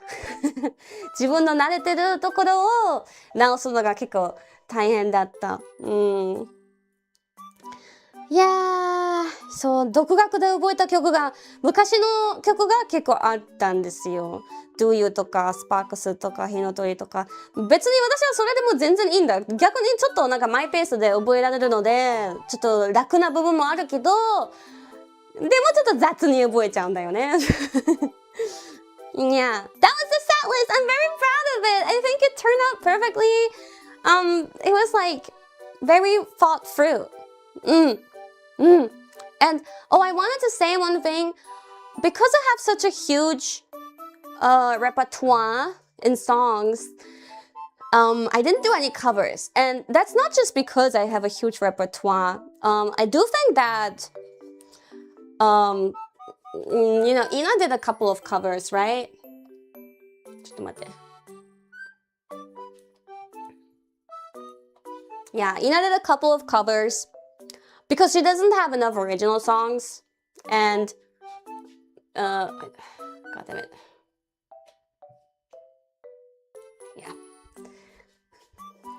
Yeah, she doesn't have enough original songs, even though she recently added some, and I really love every single one of her original songs. And I also love every single one of her cover song choices. They worked out really well for her, really hype, and they added to the whole aesthetics that she was going for. It suited her really well. But what applies to me doesn't need to apply to her. For me, I felt like I have this pride and I want my concert to be fully mine, fully my own, and showcase everything I got, everything I worked so hard for these past years, building up the Kiara pop genre, building up my discography, covering someone else's song. For me, is only really considerable in rare exceptions, and that is definitely not a solo live where I would do that. So For Blood, for example, almost feels like an original song, and low-key, I'd have considered it if I didn't have enough songs, or like if I didn't already have had to make so many medleys. But yeah, generally I prefer having it be fully my own creations. But what, like I just said, like what applies to me doesn't need to apply to her. And I think the set list that she created, the vibe that she created, the songs that she chose were all really good choices and decisions, and I think that definitely works for her. But I have this like, my own like kodawari, what's kodawari in English? There's just like my own standards in my mind that I really wanted this to be my concert, my songs, everything mine. I didn't want to like pay tribute to anybody like by covering their songs. I wanted to pay tribute to me and my fans. Mic drop. I just wanted to say that because I am really proud of my discography, my repertoire, and being able to rely on just my own creations. Yeah. My throat is so dry from yapping so much and drinking Coca-Cola. Oh, yeah, that was not really a crack. It was just like one of those things where... Just one of those things. Not a real crack. And right now there's nothing there. Thank you, thank you. I should drink some water. Yeah. Oh wait, I have some fruit candy here.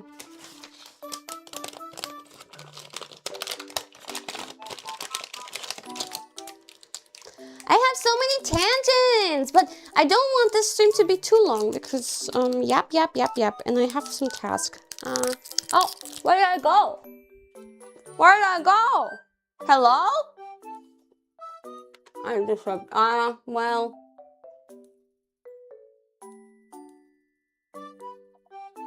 That was too much. I was too close. The way I disappeared. Yeah, and one more time, I need to point out that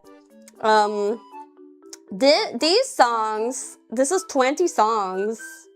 Some of them were medleys, granted. But that's a lot of choreos that I had to remember, readjust, and learn from scratch also. Added to that, the encore songs. Some were repeated, but in total there were 5 encore songs, I think. 25 songs. Guys, just saying, that was a lot. That was a lot. 本当にこれで20曲ですけど、20曲の振り付けを覚え直したり、最初から覚えたり、思い出したり、直したり、でその追加にアンコール5曲ありましたかな？ありましたっけ？ 25 曲ですよ。やばくない？ That was so much work, man. So many dance lessons. Such a long time of practicing. It's not so much the brain capacity. I don't even think it's so much the brain capacity in general. I can keep so many songs in my brain. The problem is more like I didn't really have enough time to learn all of this especially also, I wish I did have more stamina in the end. I don't think I really built up a lot of stamina at all. And strength, not very noticeable, TBH. So I was like low-key dying in the past months, but the problem was more like, yeah, I needed maybe another month to learn everything without fucking mental breakdowns. Nah, I was good in the end, but if I had an extra month, spread it out a bit more, learning everything, but most of it had to be squeezed in the time frame of November, December, and that was really rough. Because I also still tried to like balance it with streaming, because in the end, like, if you were like, for example, my manager, and you would be with me every day, you would know so clearly all the things I need to do every fucking day. It's overwhelming a lot. And I know a lot of you guys are aware that we do a lot of things behind the scenes, but I also know that even if you are aware, it's hard to really be aware when you don't see all of that. So I still want to give you guys streams and all of that, give you guys content, because I don't blame you for like thinking, oh, she's not streaming and all that. I mean, I know that she's busy preparing for this and that, but to me, it just feels like I ain't got no wawa. And yeah, I think that is very reasonable, very understandable. So I try my best to balance it. Yeah. But it's during that time preparing for this concert, it was a lot more than usual. And also it was a lot more Japan trips than usual. So the travel burnout is big. このコンサートの準備のためにね、もう山ほど練習してたし、日本に来る回数もいつもより多かったですね。日本に来るのも、ロサンゼルスに行くのも、普段の1年よりはいっぱい旅してたかな。Generally, if you compare this to a year where I didn't have solo concert or duo concert, it was a lot more traveling. Because the one, like, fucking 2-day trip that I did in October, bro, so fucking unnecessary. I'm so mad at that. I'm so mad at that. But that fucking trip, that fucking ass trip, and then the November, December trip, and then the LA trip. That's like 3 extra trips, but one of them was especially long. 3 extra trips that were just for this project. So I hope that now that I realistically won't be getting a solo live anytime in the near future. Let's be realistic. There would definitely not be a follow-up the coming year, 2027. I have a lot of thoughts in my head. Who's gonna be next, probably? I don't know shit, but I have thoughts, and I'm just being realistic. The earliest that I think is 2028, but I don't even think that that is realistic. I think 2029. If anything, if I can be hoping for anything. So, until then, well, I guess hopefully I can stay at home a little bit more, because all the back and forth was really rough these past months. And one would always say, why don't you just move to Japan? Don't worry, I thought about it a lot. These past months especially, I was like, oh man, this would be so much easier if I lived in Japan. But there is a lot of reasons that I've told you guys before why I don't do it. It's not just because of the cats. It's just like a living quality kind of thing too. And like the mentality of being constantly in the, what's the word? In the closeness, vicinity of work. Like, I know that talents who live in Japan, they meet up with their manager a lot more. They do a lot more recordings in the studio instead of at home. I get to do a lot of the recordings at home because I have the excuse like, oh, well, I am in Austria. Yeah, there's just like a lot. It's easy for like combating burnout to stay further away from it, you know what I mean? It's stuff like that, and I like this garden that I live in. I like the food. I like the social interactions that I rarely have, but I do have sometimes with humans.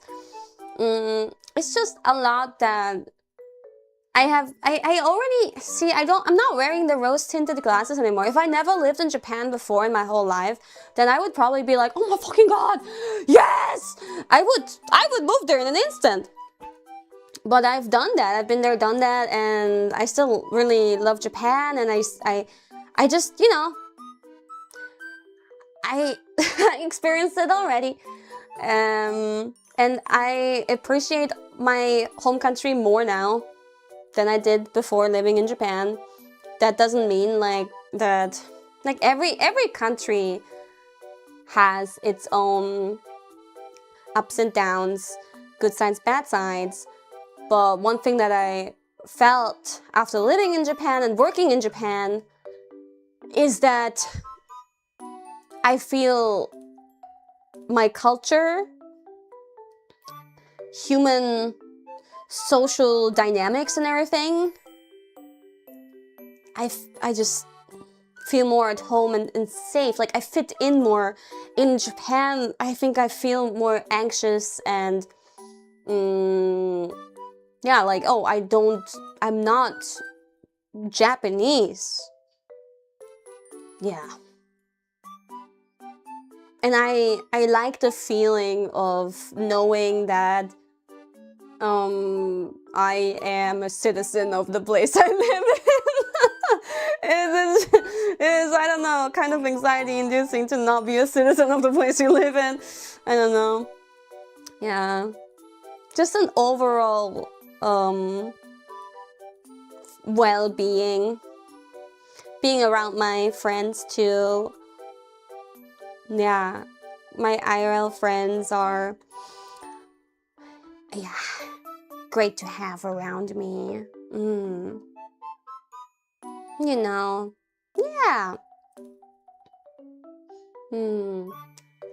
そうですね。日本に住めばいろいろ大変なところが大変じゃなくなると思うじゃん。でもね、まあ私は日本に住んだことはあるし、なんか、いっぱい考えましたよ。私も日本にいたらそんなに行ったり来たりしなくても済むし、体疲れなくなるじゃん。もっと、いろいろ楽になるはずなんですけど、で、日本好きなんだけど、で、猫がいなかったらもしかしたら、まあ、今は住んでたかもしれないですけど、でも、いろいろあるんだよな。なんか、本当に人間関係とかはやっぱりオーストラリアの方が合うなと思ったり、友達と家族がこっちにいるし、そしてここに普通に庭があるから心地いいし、ご飯、日本の飯も好きだけど、やっぱりオーストラリアのご飯がなんか落ち着くし、いろいろあるんだよな。で、なんか、やっぱり、その自分がいる場所、自分が住んでる場所、それが自分が国民である場所っていうのがなんか安心するんだよね。国民じゃないとなんか変に、なんだろうね。ここは、なんだろうな。なんかちょっと緊張感を常に持つとか、いろいろありますよ。なんか医者さんとかもさ、自分の国で行った方がすごい安心する。日本語喋れるんですけど、やっぱり安心するのがオーストラリアで行くのが安心ですね。日本に住みたい気持ちもあるよ。なんか日本に昔住んでた時はすごい安いなんだろう、ボロボロな家に住んでたので、なんか綺麗な家に住んだらいい経験するのにするんだろうなって思いつつ、いいライフスタイルを送りたいなーっていう気持ちもありますね。はあ、でも、まあ、行ったり来たりするのが、疲れるんですけど、そうやって、結構遠い場所に住んでると、仕事の、場所と自分の住む場所の間にちょっと壁ができてて、それがちょっとメンタル的にも安心するのはわかる？離れてる、職場と離れてると、なんか落ち着く。なんか安全の壁。これ以上先に来るなみたいな感じ。何があってもここは安全。Yeah, trying to explain my feelings in Japanese a little bit because I don't want them to misunderstand that I don't like Japan or anything like that. いや、まあそんな感じですよ。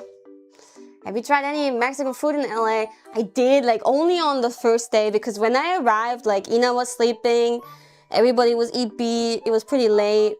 So I just Uber eated some Mexican food because I wanted elotes. Well, it was the cup elotes, but it was kind of mid. The beach one was better. And then I got something. Was it a taco? It was soft shell.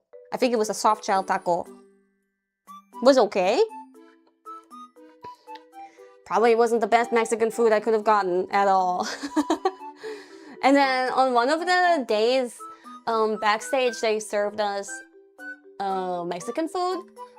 I think we always had lunch, like an early food and then a later food. And I think on the second day we had Mexican in the early food, and then later we had, did we have Korean food? No, I think I'm mixing up the days. But in total we had Korean food, we had Mexican food.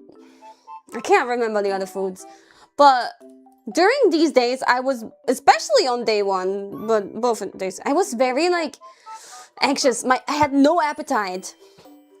So I didn't eat the Mexican food that we were served at all, even though everybody was saying it's good. Soft shell are the only real tacos. I see. Really? I have never had, or had I? Did I? I feel like I never had a hard shell taco before. Yeah, my appetite was like really shit throughout most of this, and I was so relieved. Like even the day before the concert I still didn't really have an appetite for food, and I had a hard time mustering up an appetite. But on day 3 after the concert, the day after the concert, the morning, like we all slept relatively well. I woke up relatively early, but we went to lunch together. Chaimane, Ponma, Ina, and me. And it was like, whoa! Suddenly, I can eat again! I was so relieved, I was so happy. Suddenly I was eating, I had an appetite, and I was like, everybody, like, I think Ina and her manager, they already had breakfast or something, so they weren't even that hungry. So I was taking bites from everybody's food, from Ponma also.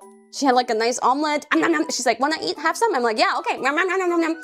I eat my own food. Then I'm like, Ina, can I try your soup? She's like, yeah. Chaimane is like, wanna try my salad? I'm like, I ate fucking everything. Oh, that felt so good. I felt so free suddenly. Oh, speaking of Chaimane, she had like this salad. I was really curious about it. It was like a Chinese salad apparently, but it was like really simple. It like had these like cracker type of fried things in it. It was mostly a normal salad, but I really liked it. She said it has no name, it's just a Chinese salad. It was really good. No, not croutons, they're flat. Like chips. Wonton salad? Oh yeah, I think there's, yes, probably. Yeah, fried one, yeah. Yeah! The flavor was really mild, but I liked it a lot. Did you get to eat some Korean food? Yes, kimbap. Kimbap was in one of our at the venue food menus. Oh, I would like to formally announce Ina gave me permission to say this, and she herself pointed it out to me. Dun, dun, dun, dun, dun, dun, dun, dun, dun, dun.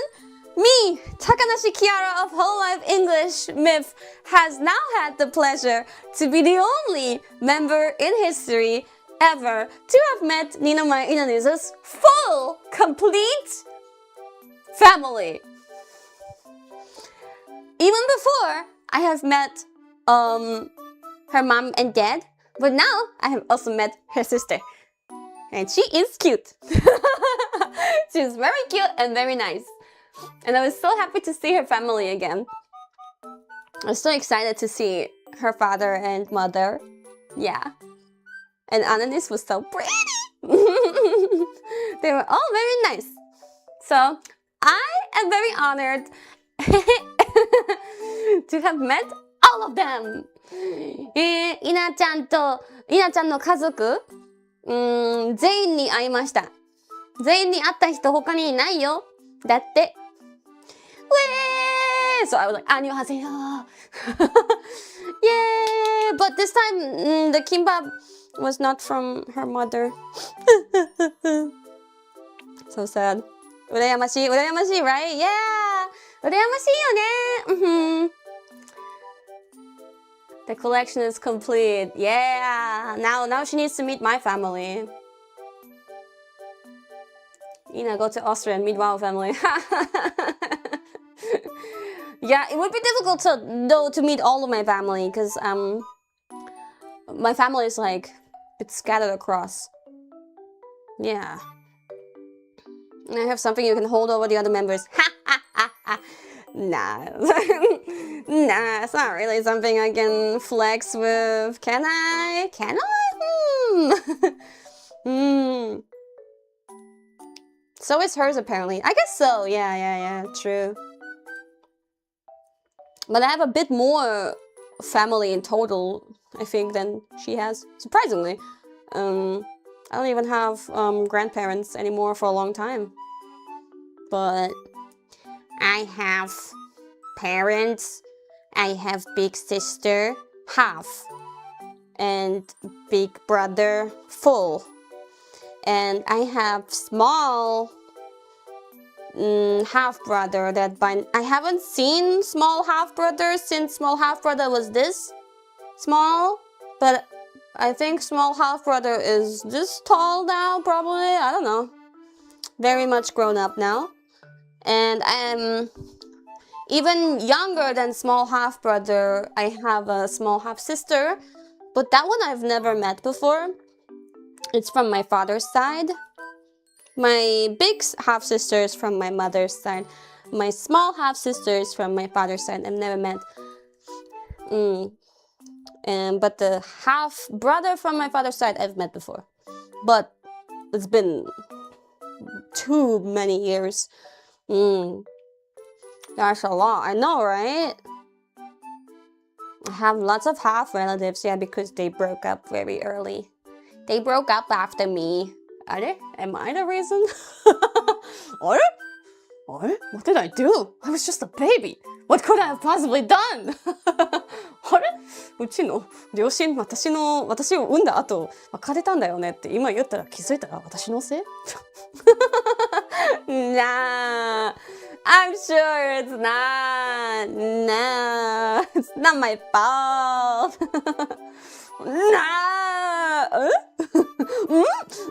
Nah, no way. Oh? But what if... Nah, couldn't be me. No.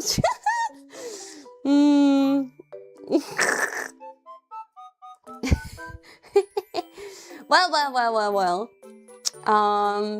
Speaking of my brother, should I tell this tangent now or should I keep it? Actually, I was worried that I wouldn't be able to fill the stream much with my tangents, but it's already been 2 hours. I do have more tangents though.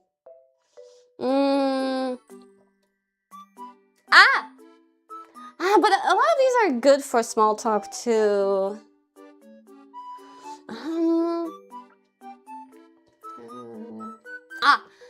one thing I did still want to say... Oh, sure. Wow, about the Yap Master, yes. Unleash my full power. Can we talk about the back then? Eh? What do you want to know? I had such a good time with them. It's a dance team that I haven't really, at least not this closely, worked with before. Here and there, I think they were involved with projects of mine before, like World Tour and Fest. But that was always like, I don't know, we didn't do that much. But this time we were like working together, really close knitted, and yeah, lots of suffering and laughing together. Actually, more laughing than anything. Like even when I was suffering, we were just laughing about it. I got along with them so well. Yeah, I love them. I love the whole dance team that I worked with. There were two of them that I spent the most time with, and I love them. They really grew on me. I also mentioned them in my diary. Oh, maybe they're thinking of me right now. I also mentioned them in my diary. They really made all the suffering easier. Like the joy that they created in the dance studios when rehearsing and everything. And yeah, I love them very much. And for the outfit design, that was made internally. Neither Huke or Akira or Laura were in charge of that. I just requested an outfit that would be somewhat easy to dance with, would not be too attached to this outfit. Like the colors should match, but even when I wear a different outfit, hopefully it wouldn't be too much of a mismatch. So I wanted something that has like maybe a potential for general use. I wanted them to have some individual differences, so they did get different hairstyles, but when they danced in pairs of two, then people were like, oh, are they twins? Yeah, okay. No budget for having 4 different hairstyles, unfortunately, but two different hairstyles is already quite something. And the only other difference was like some cloth around the hip was slightly different. Yeah, but I'm really glad that they were part of it.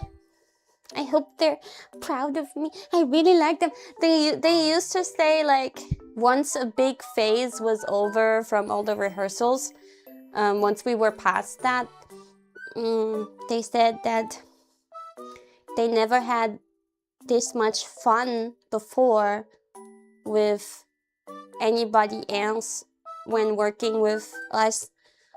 Not saying that they are not having fun with anybody else, but they said they had the most fun, the most laughs together with me, and I must say, same, TBH. We were so unserious. It was actually kind of concerning.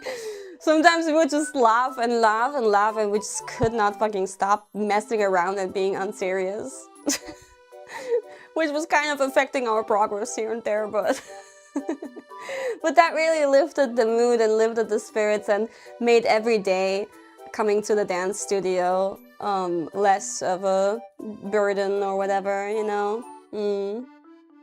Yeah, I'm so glad that we could have this kind of dynamic, a very loose and friendly, how to say, like, not like oftentimes these people that we work with, they will be very respectful and be so polite, but I'm glad we brought it to a point where we were just friends having fun. Yeah, a good dynamic. So I hope I get to work with them again in the future. I liked a lot of the choreos they made for me. Turned out really, really nice. Minami-chan specifically was in charge of almost every choreo except Martyr. Minami-chan handled pretty much every new choreo. What a genius.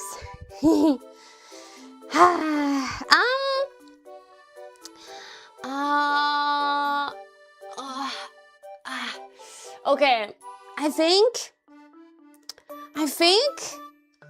I will tell my last little itty bit. No, wait, I wanted to... Mimi said she also finally got talking. Yes, I want to talk a little bit about asteroids. So, because Ina had her family there, right? It's a bit far, and my mom has some health issues, and this and that. So, my family couldn't attend. So, you guys remember I was like talking about being very sad about that, because also asteroid, there was a point where I thought asteroid would come, and then there was a point where you guys told me that Moni said on her stream that they couldn't come, and I didn't know about that yet, and I was very, very upset about it. But then somehow things worked out after all, and a few members of asteroid were able to come, and I have some thoughts about this.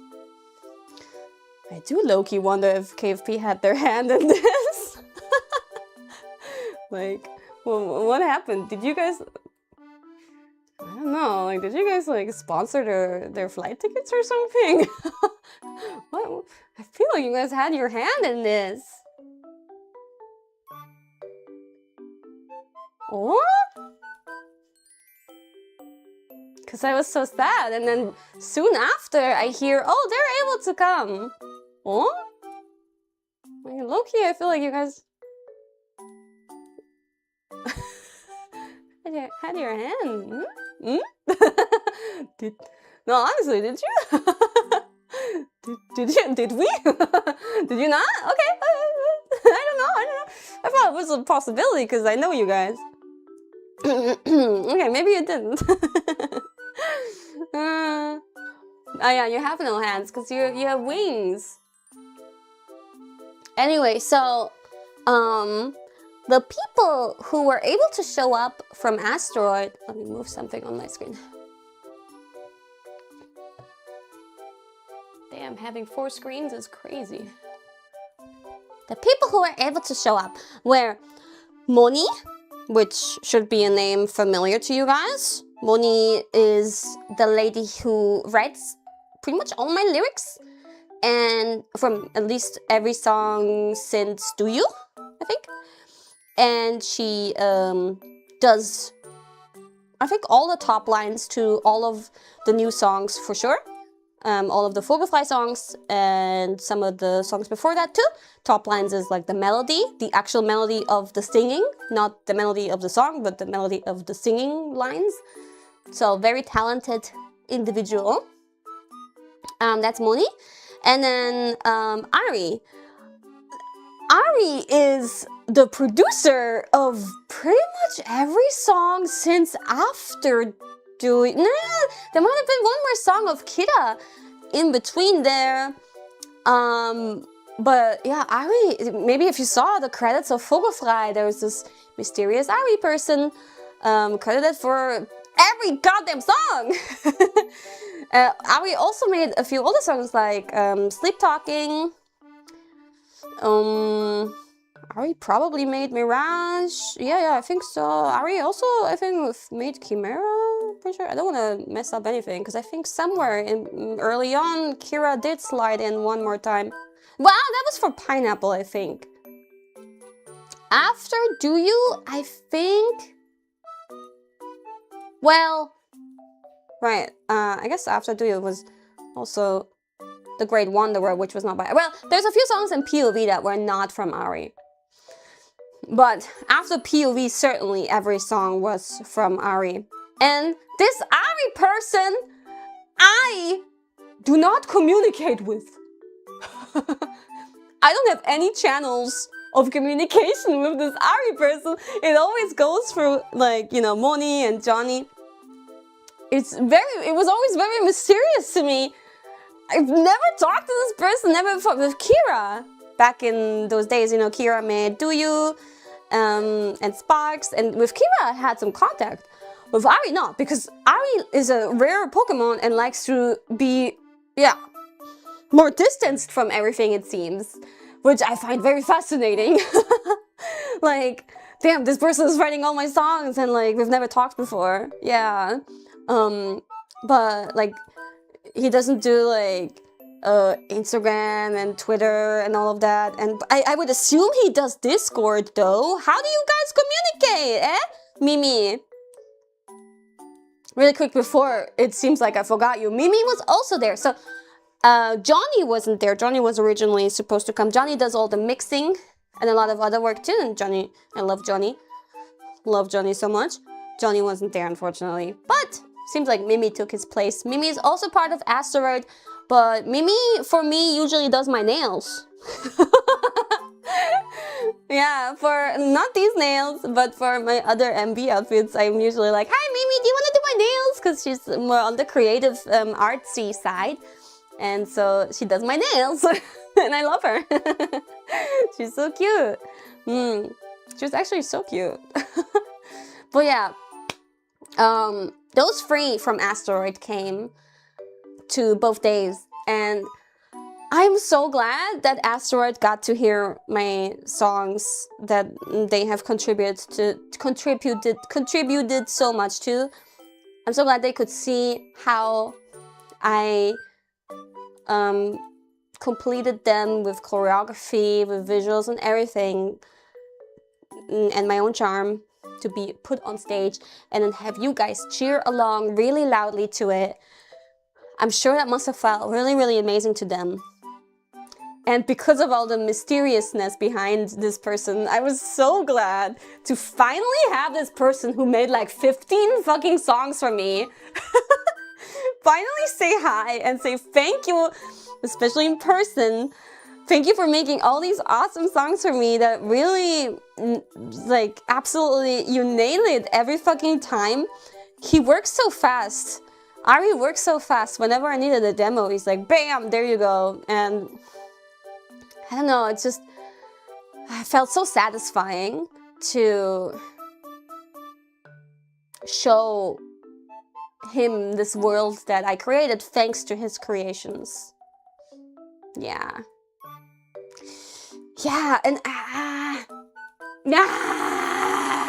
my back. I was so happy. I was so happy. But like, I didn't meet them until the end of day 2. They were led backstage. But at the end of day 2, you know, after the encore, I hug and then blah blah blah blah, take off everything, headset, mic, blah blah blah blah. Say thank you stuff. ありがとうございました。ありがとうございました。ありがとうございました。Emotions. And then we're like, okay, I guess we can go.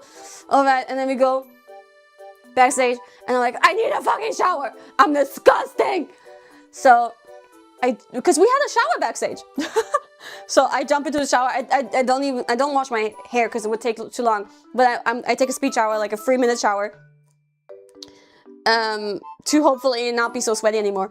Then I put on my clothes. I rush. I quickly get perfume. Got that perfume on me. Got that perfume on you.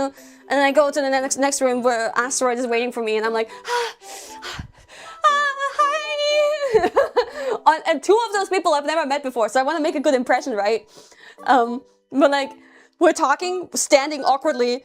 Those 3 people are standing in front of me. I'm like here. They're like here. Wow, great visualization. But I'm like fucking nervous. And I just came out of the shower, and like literally 10 minutes ago I was on stage. So much time has not passed. So I'm like, all things combined, I'm like starting to sweat again. I just came out of the shower, but like I'm sweating bullets. I'm having like a heat, what do you call it? It's overcoming me in my face, in my waki. I was getting so fucking sweaty. I was so embarrassed, like holy shit, I can feel the sweat pellets on my forehead. I'm having a heat stroke. A heat flash, yeah, heat flash right in front of them. I wasn't even feeling that hot, but it was just, I'm so disgusting. What did I just take a shower for? What did I just take a fucking shower for? I feel like we were standing so close to each other, and I was sweating that much, and I was feeling really nervous about, I'm pretty sure they could see me sweating. Like when you sweat so hard that they can clearly see it, that's when you know you sweat a lot. My first impression! We didn't even know that. Nah, no fucking way! What do you mean you didn't even notice? For sure you did, that was so disgusting! Legit, I needed another shower after that! Yeah. So embarrassing. They knew you just before. Yeah. It was literally the heat of the moment, man. Man. No, they weren't sweating at all. They looked perfectly beautiful. Kusenora. Oi, oi, oi. Oi, oi, oi, oi. Man. But yeah. That was something.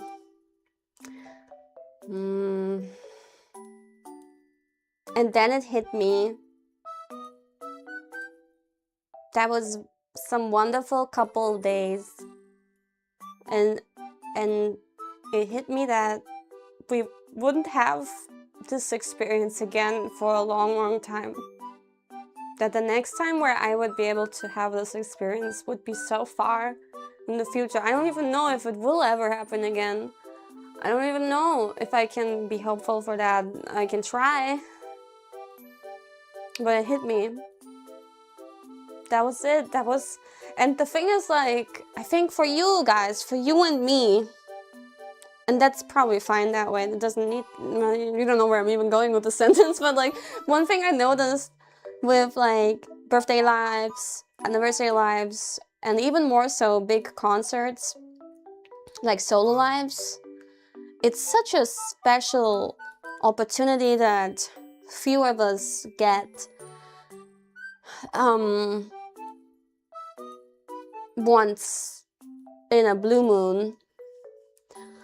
And from an observer point of view, it always felt like the next day or 2 days later at the latest, everybody has moved on. It always feels so fleet. Is that the right word? We put out so much content as a whole, as in this company. There's always something new and exciting the next day. Yeah, fleeting. Oh yeah, fleeting.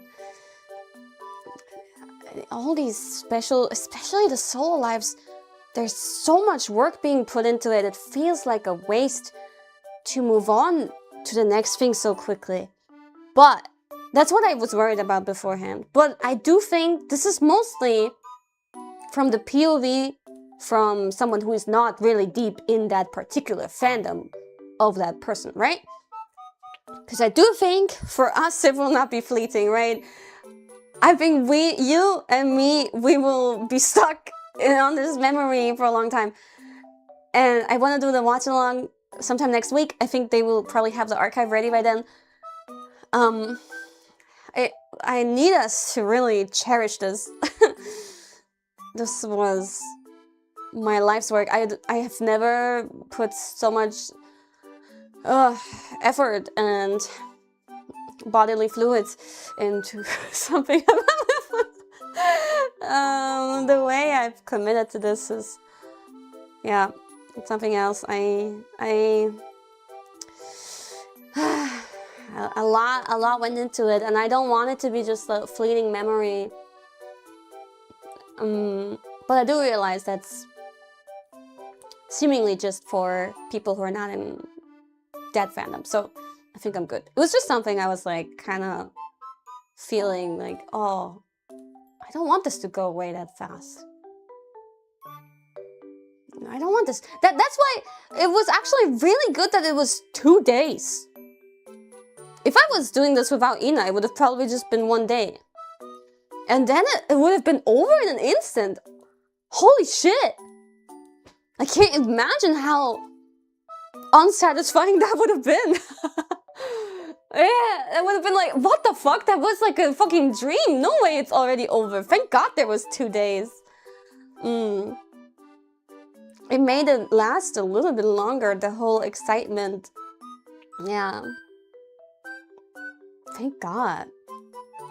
Thank God. I think even in the future though, if I ever do get a real solo live, it's not realistic for me to have a 2-day concert. So, yeah. If you put all my songs together, the length of me being on stage, it would still fit in a 1-day usual concert, but what was I gonna say with that? I don't know where I was going with that, but I'm basically saying my parts alone would have been 1 day, but thankfully we could spread it and make it last longer. Yeah.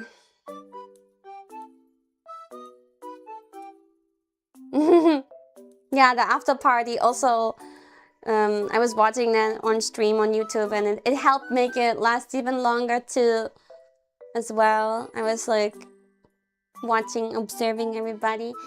It's really nice because what I mentioned before, with like there being a barrier between us that really does not help with making it feel real.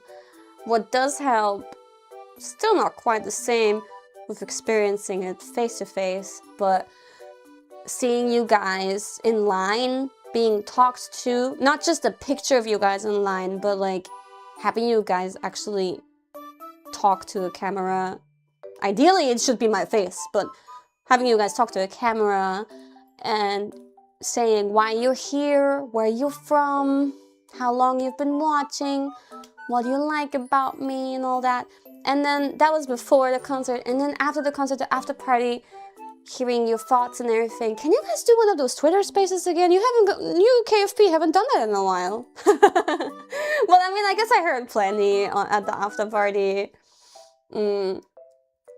Thanks to the interviews from Wiki. I really appreciate that because that brings you guys closer to me, and I need that. I need that so bad. I am parasocial as fuck, and I am lonely, and I have no feeling of self-worth and no confidence. Although I will say, like, I certainly did not think before this that I would be capable of filling this kind of venue on my own. I would have been very worried about it. I would have really thought, realistically, I don't know if I could manage. Now, after all of this, I do have more confidence about that. Seeing so many KFP coming from far and wide, just for me, seeing you all decked out, seeing you guys with so much passion. It might not sell out first moment immediately, but I have a little bit more confidence regarding that. And just my own self-worth after accomplishing all of this. It wasn't perfect. There were some problems here and there, technical issues, and my performance also could have here and there still been a little bit better, but I fucking nailed it, and I fucking did that, and I worked so fucking hard on it. And there's a lot of things that people don't even know, that if you knew, you would know even more how fucking hard I worked on it. So I'm very fucking proud of myself. That's why I knew in that speech, yeah, I want to thank this and this and this and this and this and this person, but more than anything, I need to thank myself for persevering, enduring, staying strong throughout all of it, and making my dream come true. Because in the end, it's on you, yourself, for you to accomplish things. You can thank all these people who were there with you, yes. And things like this wouldn't be possible without those people. But with all that lack of confidence that I usually display, I for once really need to thank myself. I really need to fucking thank myself. Yeah.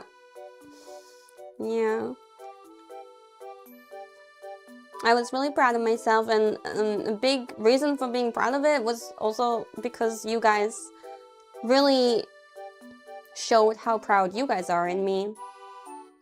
I was so flattered seeing so many KFP. I was so worried beforehand, and then you guys showed up and you guys were also passionate, and there were so many of you. Yeah. So I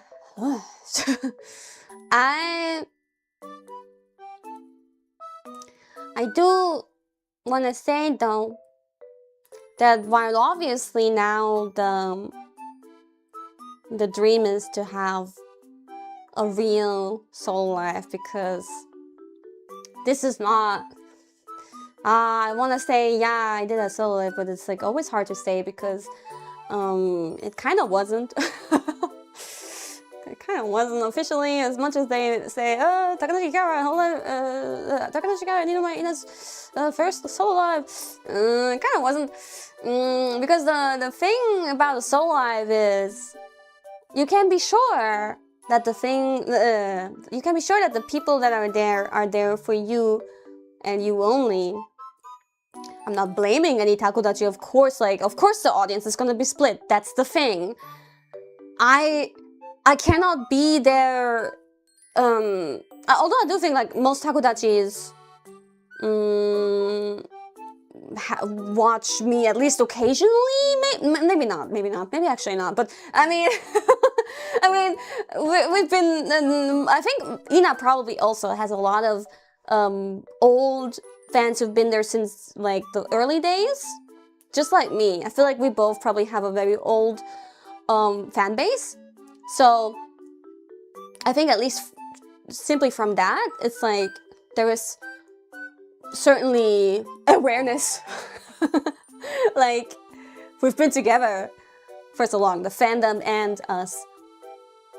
So there's a bond there, I would say. I would assume. I don't want to assume, but I'm going to assume that, but even from a takodachi POV, there is some kind of bond to every other myth member, more or less. Yeah. And so that's nice. I'm glad, because if I think about mixing it with any other member and any other member's fandoms, maybe it wouldn't, you know, any other that's not myth, maybe it wouldn't have had such a good synergy.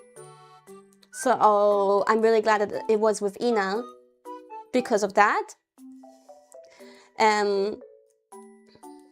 Yeah, now finally all of myth that are currently still active have had a solo live. Even though I really want to say it's not a proper solo live, but it's the best I have for now. And that is really awesome. I'm really glad that myth have persevered for so long and come to this point. And I wanna, I'm shaking, but I wanna say, I was gonna come back to this point. Of course I feel like I wish that I could look at the audience and confidently say all of these people are KFP, because that's a good goddamn feeling. And that's what solo lives, that's what makes solo lives so special. I wish I could say that. I wish I could have said that. But I'm very glad that I did it together with Inya, because one thing that I cannot confirm but only imagine is doing a solo live alone must be so scary and kind of lonely. To not be able to share this experience with anyone directly, only with people who are the other members who might be doing a watch along. That's different. They're in a different country probably, sitting in their homes, enjoying and supporting, but you're there all alone. I wonder how Callie felt, right? Being there all alone in LA, sitting backstage alone. Well, there might be managers and all that, but you're still like alone. And on stage, in the end, well, there might be some skeletons, but you're still gonna be on stage alone. So yeah, I thought about that, and I felt like I'm glad I had someone to share this experience with, to make this memory with together, to be backstage with together, to be on stage with together, to be in the dance studio together, to be in the promotional streams together, to lend each other strength and support. I think this solo life took my fear for the future and gave me confidence for the future, and made it a really nice experience just by having Inya there. Even though we didn't even do that much together. Ina was like sleeping so much. Yeah, as you may know, I hung out with Ponma. We had a nice date in the Santa Monica area. That was so fun. I will talk about it on another stream.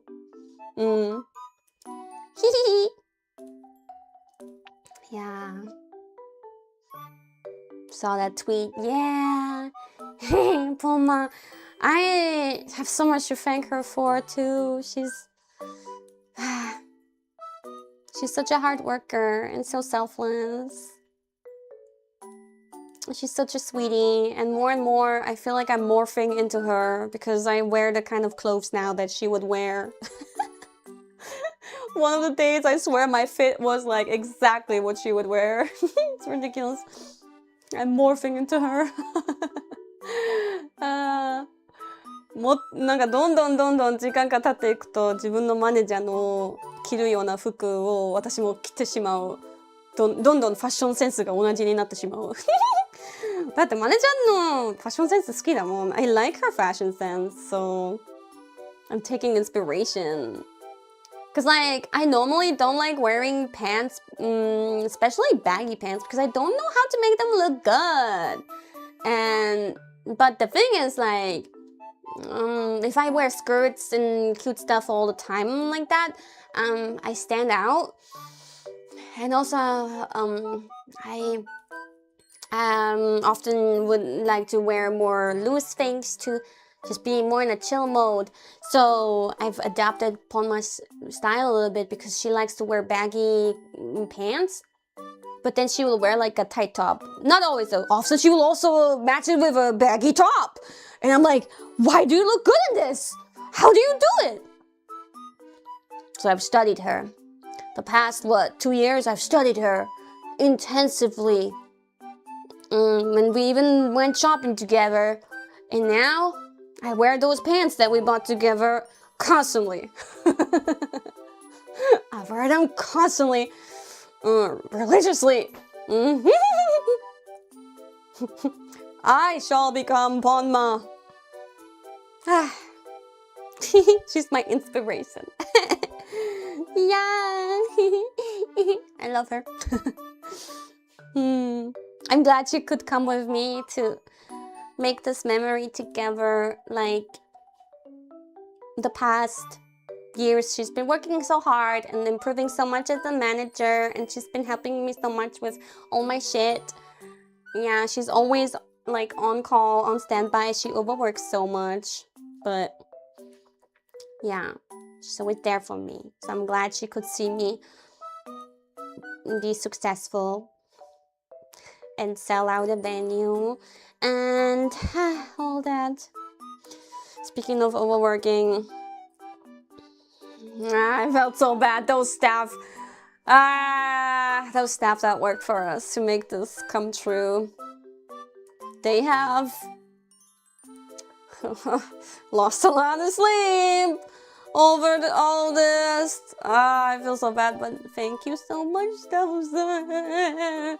これを聞く機会はないだろうと思うんですけど、いや、本当に今回お世話になったスタッフさん、LA まで来てくれたスタッフさんがマジで睡眠不足だったんだろうなと思うんですよ。マジで本当にギリギリまでいろいろ頑張ってくれたり、ね、してました。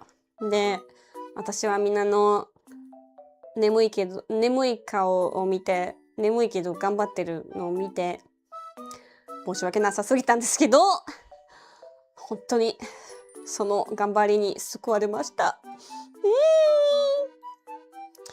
はあ、ありがとうございます。But there were also some things that didn't go so well. I felt so frustrated about day one because it really only affected me by being, so to say, the opener for the concert. There was like 30% of people still outside at the point where they started. And those 30% didn't make it in until, I don't know, from what I heard, maybe Fever Night? I don't know, maybe some people, you tell me, made it even later, but that's half of my fucking set. That might be only 4 songs, but I got in during Sparks. I'm glad that was still somewhat early. But for any KFP that bought a ticket to this concert, and also not just a ticket for the concert, but also flight ticket, hotel, whatsoever, and then you don't see half of my set of that day, I did not know until after, and that was so frustrating for me, and I got really angry, and I tried my best to advocate for you guys to, even though it doesn't change that you fucking missed it, but I was advocating for you guys to get a refund, and I was told no. I was advocating though. I was like, this is unacceptable. But they were like, no. So I'm still upset about that because this is for you guys and for me guys. Me guys? This is such a rare opportunity, and I have worked so hard on all of this to show to you guys. And for you guys too, how much was this ticket? $100? It's kind of expensive, right? Or how much was it? How much was a GA? Although I think maybe most of GA were in. It was maybe more like the upper or the balcony seats. Oh, 150, 130. Yeah, that's just, that doesn't fucking matter, does it, huh? Yeah, not like it fucking matters. That not like in this economy, not like $150 isn't a fucking lot for a normal person, okay? Holy shit, like, you deserve a fucking refund. Makes me so mad. Makes me so mad. That's not something that you can just be like, whatever. And it's not just the monetary value, but that you guys came to see me and you didn't for a part of it. That made me really upset. And like, the thing is, thankfully for Takodachi's and for Ina, they fixed it, made sure that almost everybody, or yeah, no, I think everybody made it in for the beginning of the second day. But that that didn't like matter to my thing because I did not show up until the second half of the concert on that day. So you know what I mean? Like, oh, great that you improved it, but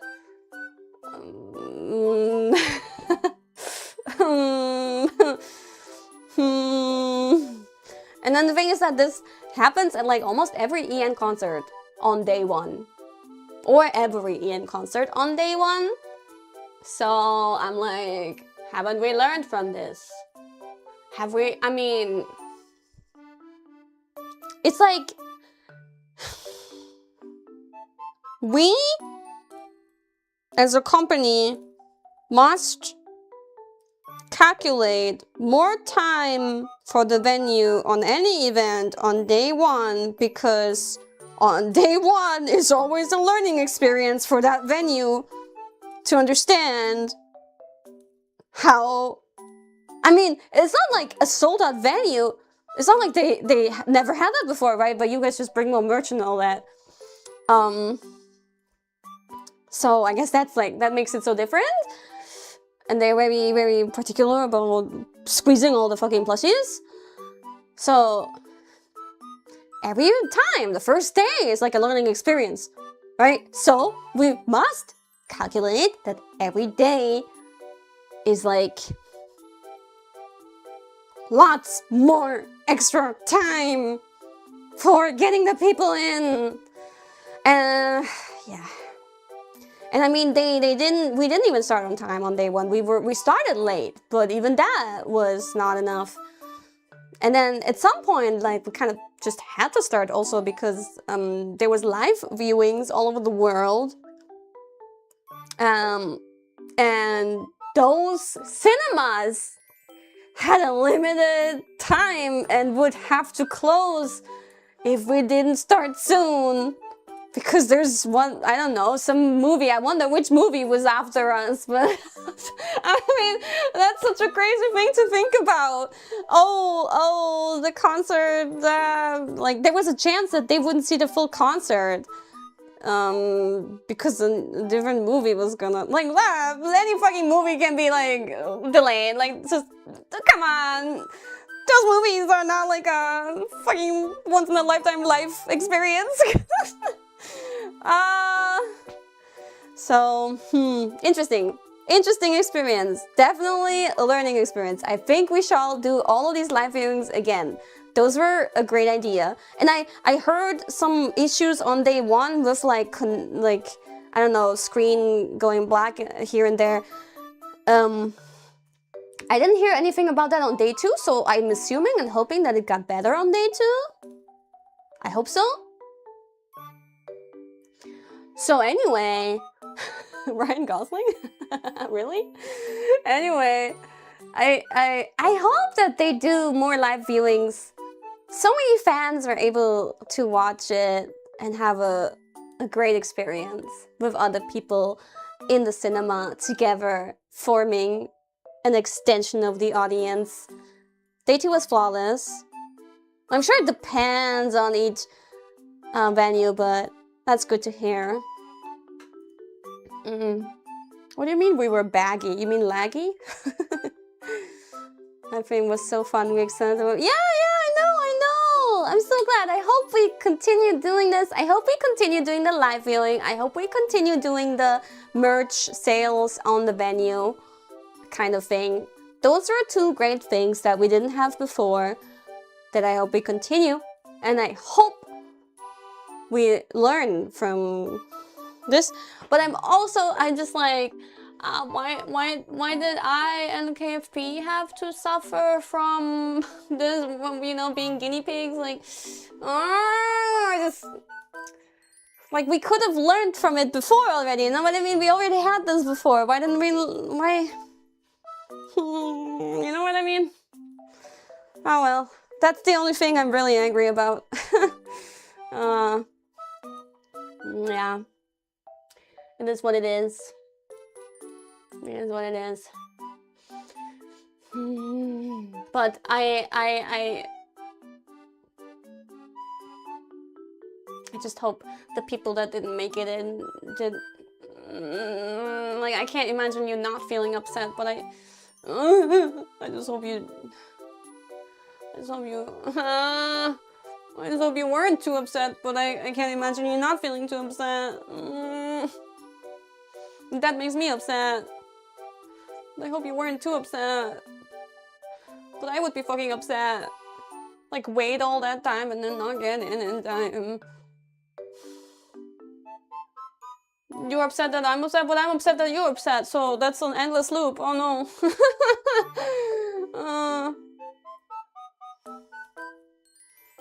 Yeah.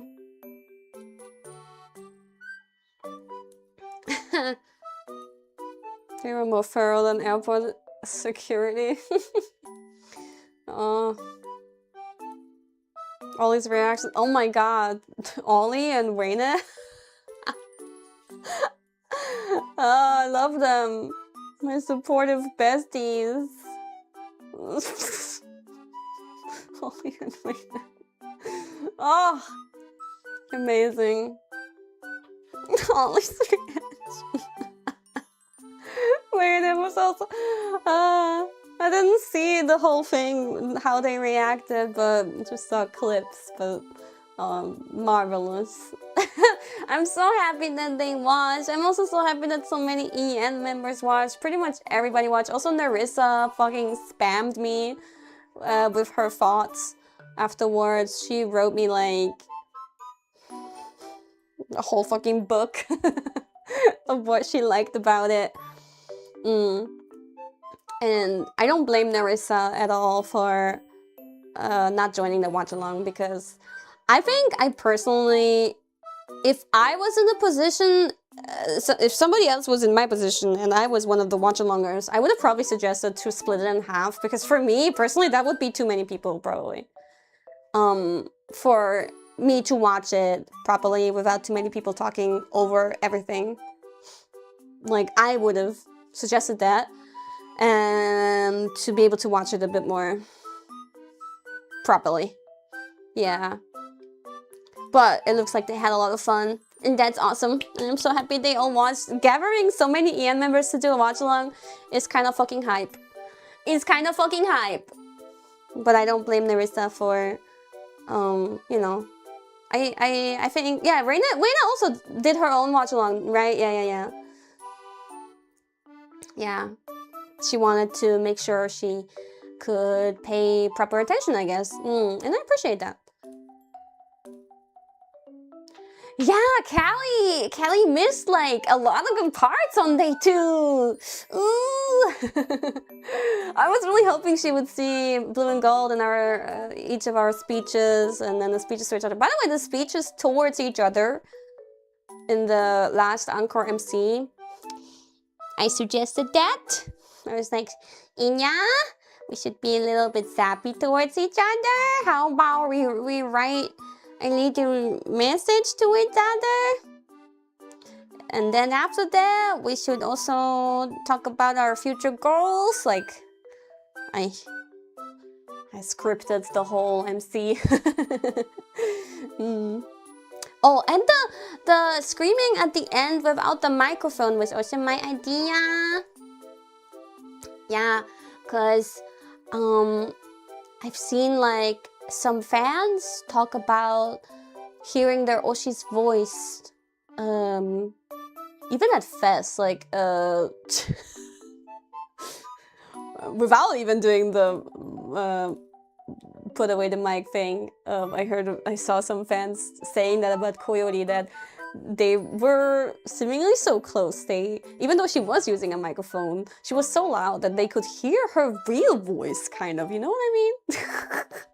So, hearing or like reading these kind of comments from fans, how excited they got about it, I thought, oh, we gotta do this at our concert too. And then even more so, I felt very validated by your guys' comments afterwards that it felt very special to hear it, very intimate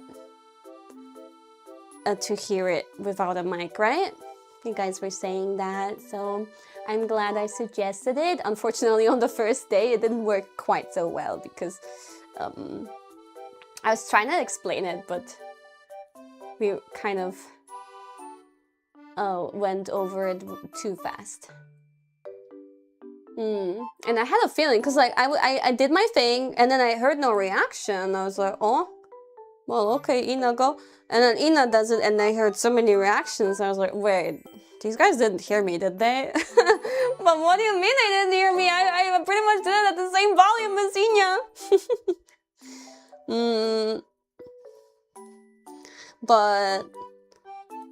But I think somebody told me that they thought that Ina's mic was still low-key on. Like, it sounded like it was still low-key on. I don't know. But like, after they didn't hear me, people then realized, oh, wait, something's going on. Okay, now we're quiet. It's hard to control this many people, so it's fine. At least we nailed it on the second day. We nailed it.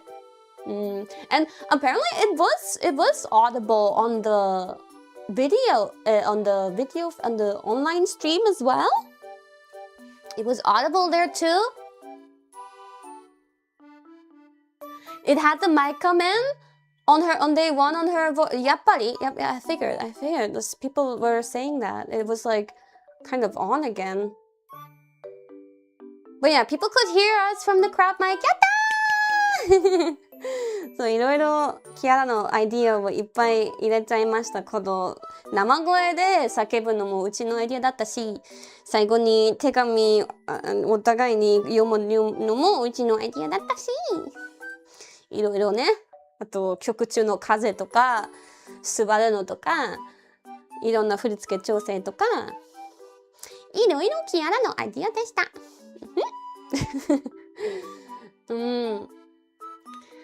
I've been standing and pacing back and forth for almost 3 hours.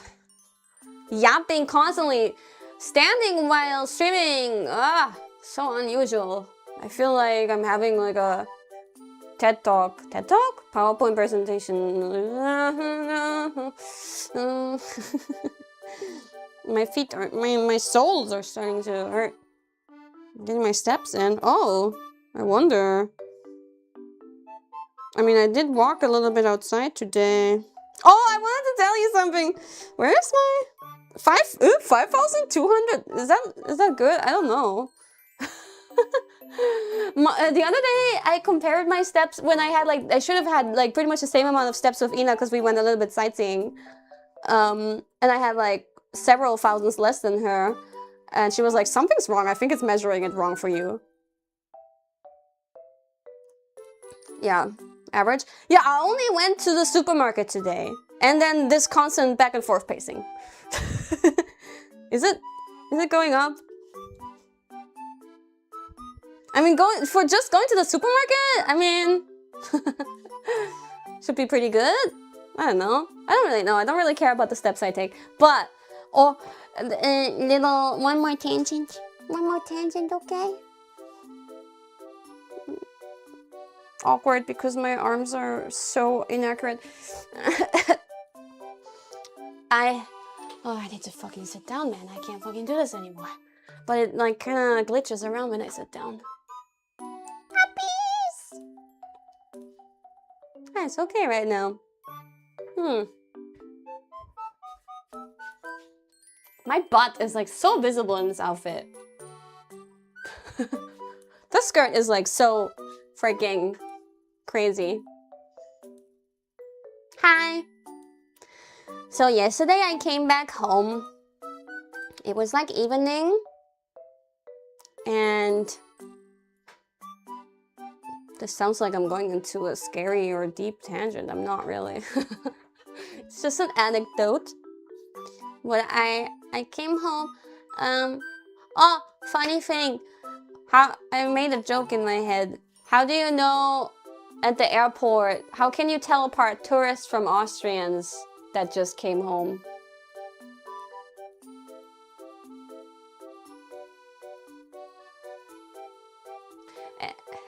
By the ones who are eating a leberkassemmel. Because you can be sure that it ain't a fucking tourist that's eating the leberkassemmel. Because an Austrian comes home and craves a fucking leberkassemmel. That's what I did. First thing I did, I got a leberkassemmel. It's like a special sandwich with like a huge chunk of like this weird meat. Meow! I told you guys before about it. Yeah. Meow. Oh. Oh. Hello, meow meow. Oh. Oh. You can be sure that it's not a tourist if you see someone eating a leberkassemmel. That's how you can tell them apart. Anyway, so thank you. It would be funny to Austrians, maybe. Well, not funny, but like relatable. Okay, so I have my leberkassemmel, then I go home. And then I say hi to my meow meow. I say meow meow meow. And then pretty soon after, I went to bed at like, maybe it wasn't even 9 p.m. And then I sleep, and I eat, and I eat, and I eat, and I wake up several times, and I'm like checking,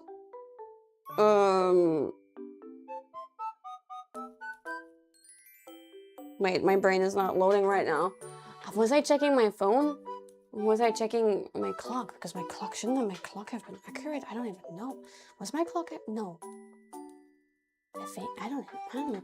And the thing is, what I'm trying to say is that whatever clock I was looking at would show throughout, every time I woke up, it would show like, first time I woke up, it says like, 11 p.m. Second time I wake up, it says like 0:54.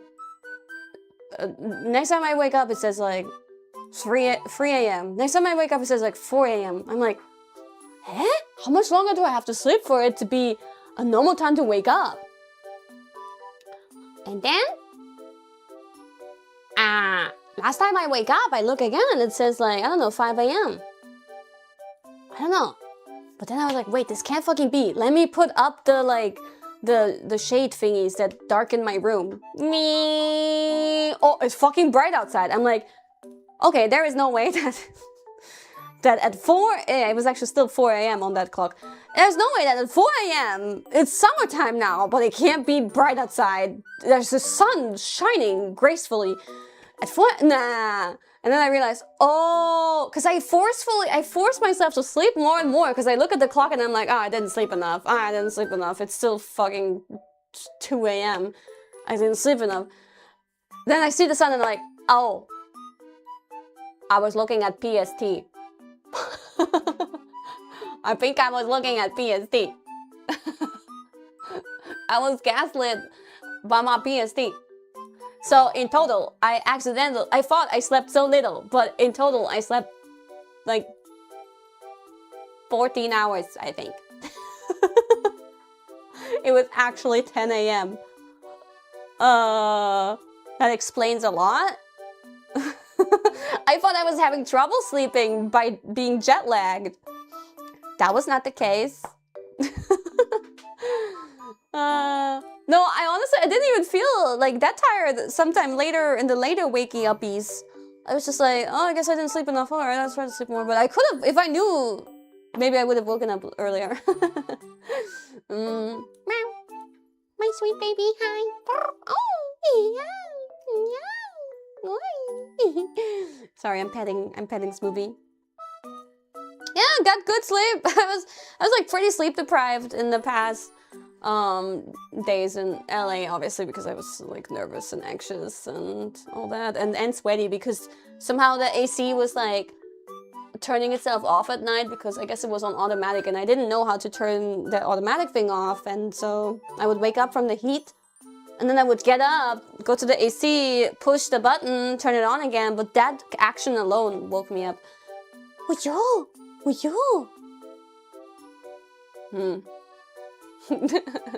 0 days. It was already 0 days earlier because I already mentioned sweat today. Yeah. Actually, I think I had the best airplane sleep of my life on the flight back. I slept after the first meal until the last meal. I slept through it all. I mean, I woke up maybe 2 or 3 times just to roll over. But, I was so knocked out. Good stuff. Did you get business seat? Yeah, I upgraded myself. And I'm so thankful for past Wawa for spending her own money to upgrade herself. She needed that. She needed that. Especially because it wasn't even a direct flight. I would feel like LA is a popular enough destination for us to have direct flights throughout the year. But apparently it's only in the summer. So I had to take a connection. And I flew with SAS, Scandinavian Airlines. Their food was shit. Sorry. Their food wasn't too good. I did not quite enjoy their food. Both in the short flight within Europe and in the long flight. I was starving myself on the first on the trip to LA specifically. I arrived being so hungry because it was the food they served being so mid and bleh. really mid. I mean, first world problems, but just saying. I've had way better. I've had some amazing steaks in other business classes, but this airline was serving some really sad food.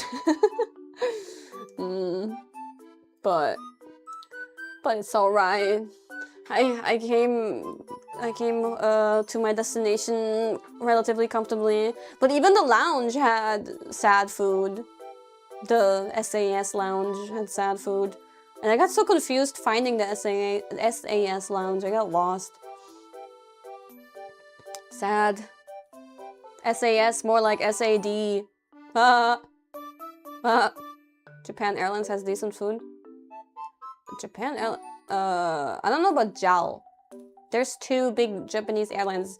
The big one that does most of the international flights is ANA. They have good food. I've had better though, but they have good food. Meow meow meow meow meow. They have good like in between food in the business class, cause I always order the fucking corn soup. No matter if I'm hungry or not, I'm like, I gotta have the corn soup, just because they have a corn soup. But like, they also have a curry on demand, like a vegetarian curry, but it's like Japanese style curry. And they have like a cup ramen that's a little bit more fancier. Like, it's not served in a cup, it's like served in a bowl, and like, it's a bit fancier than a cup ramen. But probably in theory, it's cup ramen. But they have like a lot of options for food there. SAS didn't. SAS didn't have a lot of food in between the first meal and the second meal. Anyway, first world problems. I'm just glad it wasn't too expensive, so I upgraded myself.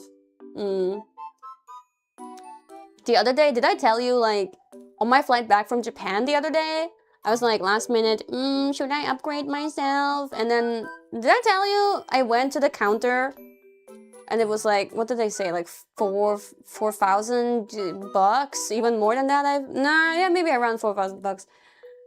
I was like, nope, that is unreasonable. I cannot excuse myself. No fucking way. No, I will suffer through sitting up straight.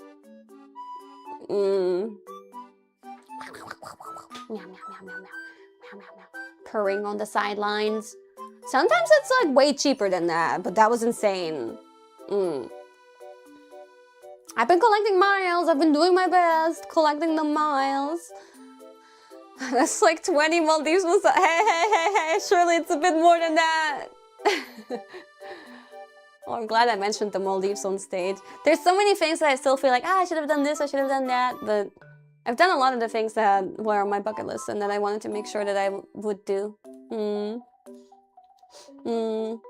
I'm so glad. I can't believe it's over now. My special moment is over.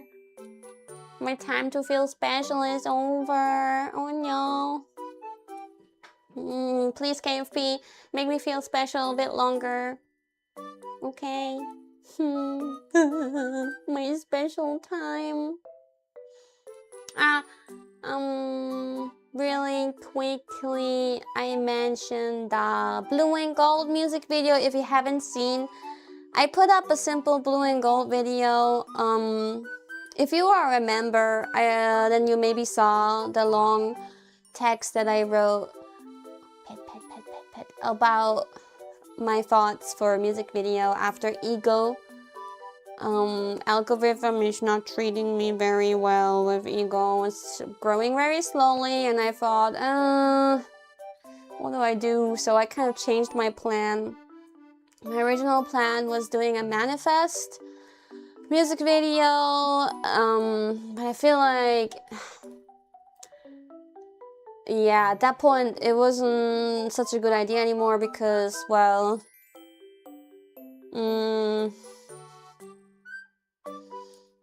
that's one thing I regret not doing. I wanted to do 6-7 and have you guys be 8-9, the whole audience being 8-9 after I say 6-7. I thought about that afterwards. because I said 6, 7 so often. Anyway,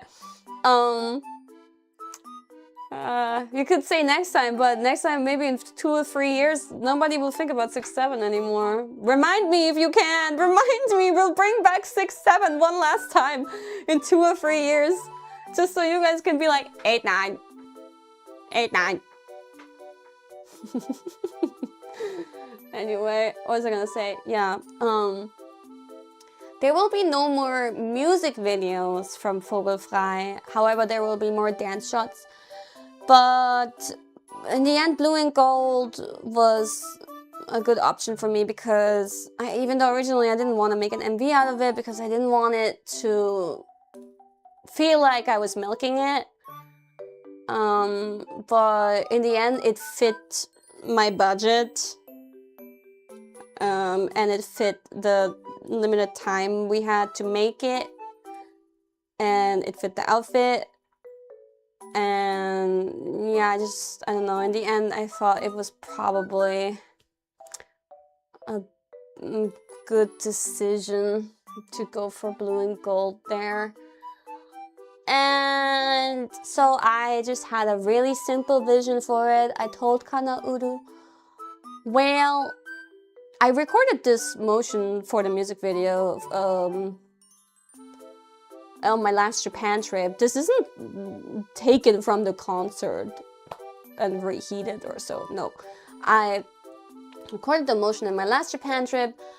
I recorded other dance shots too.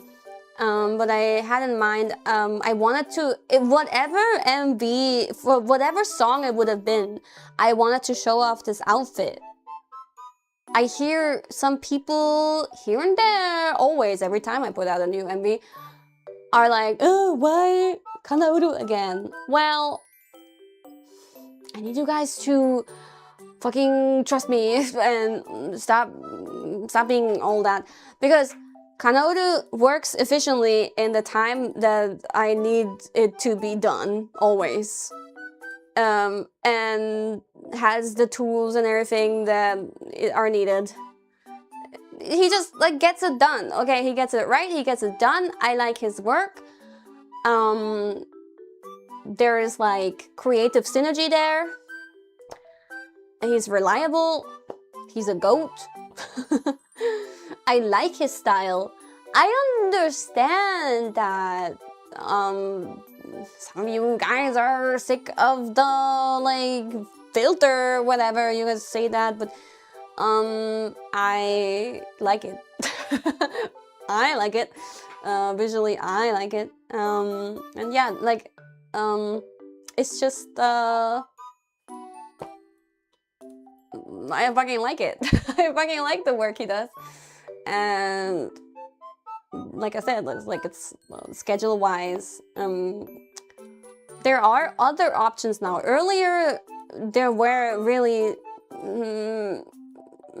cute face. Not many feasible options. Now, yes, granted, there are more options, but while those new options, those new teams create marvelous work, from what I have seen and heard, they take a lot more time. They might work on something 2 or 3 months, while Kanauru honestly can make something like that.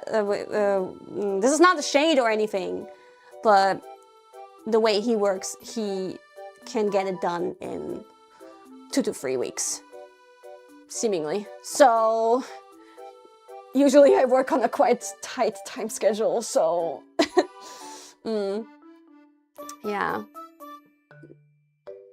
Which is not the only reason why I keep on going back to him, but it's also like many reasons, but you know, maybe you understand. And then some people I saw were saying, oh, why didn't Blue and Gold just get a drawn MV, like just pictures, whatever. Why does it have to be 3D? Oh, because I wanted to show off the outfit, that was the whole fucking point.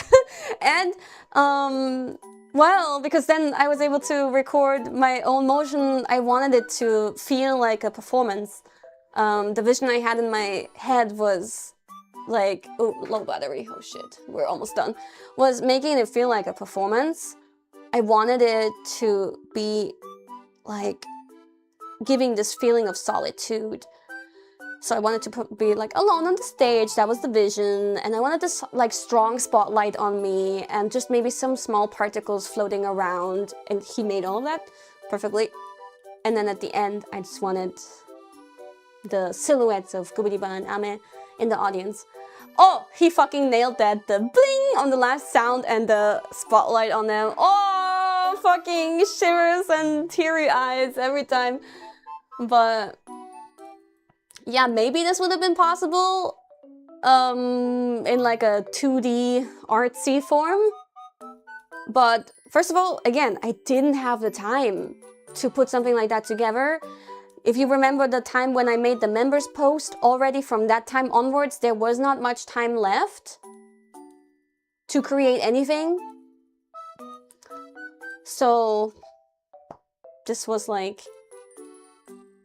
better for my scheduling, and also my vision still fitted that bill. Yeah.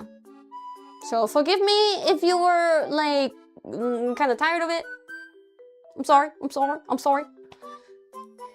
But I have my reasons, so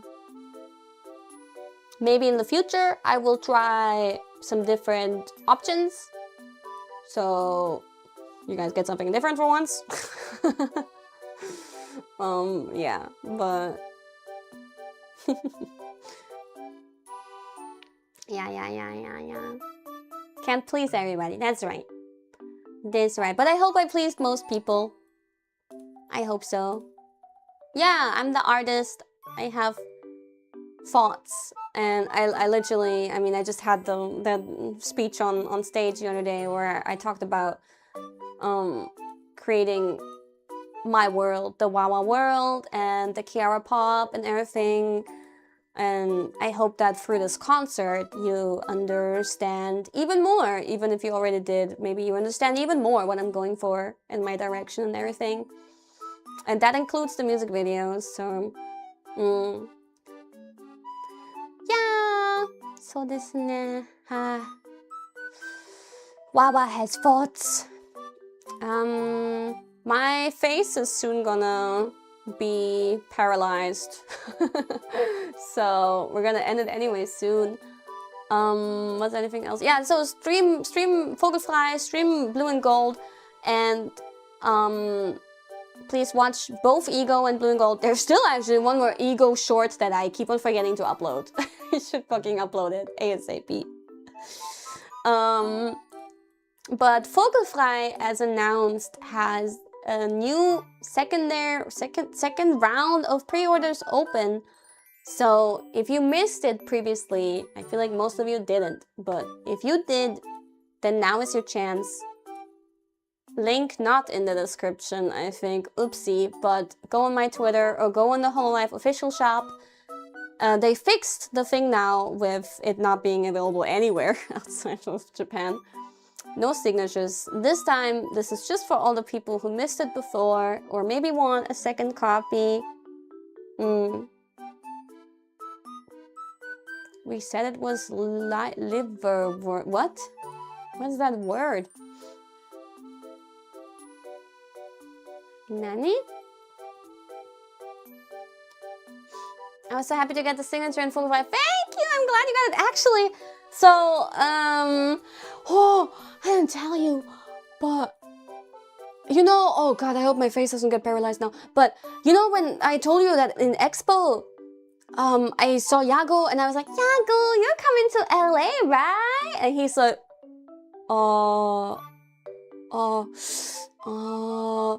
and I'm like, you're not coming? I thought, because you come to all of the special occasions, right? He's like,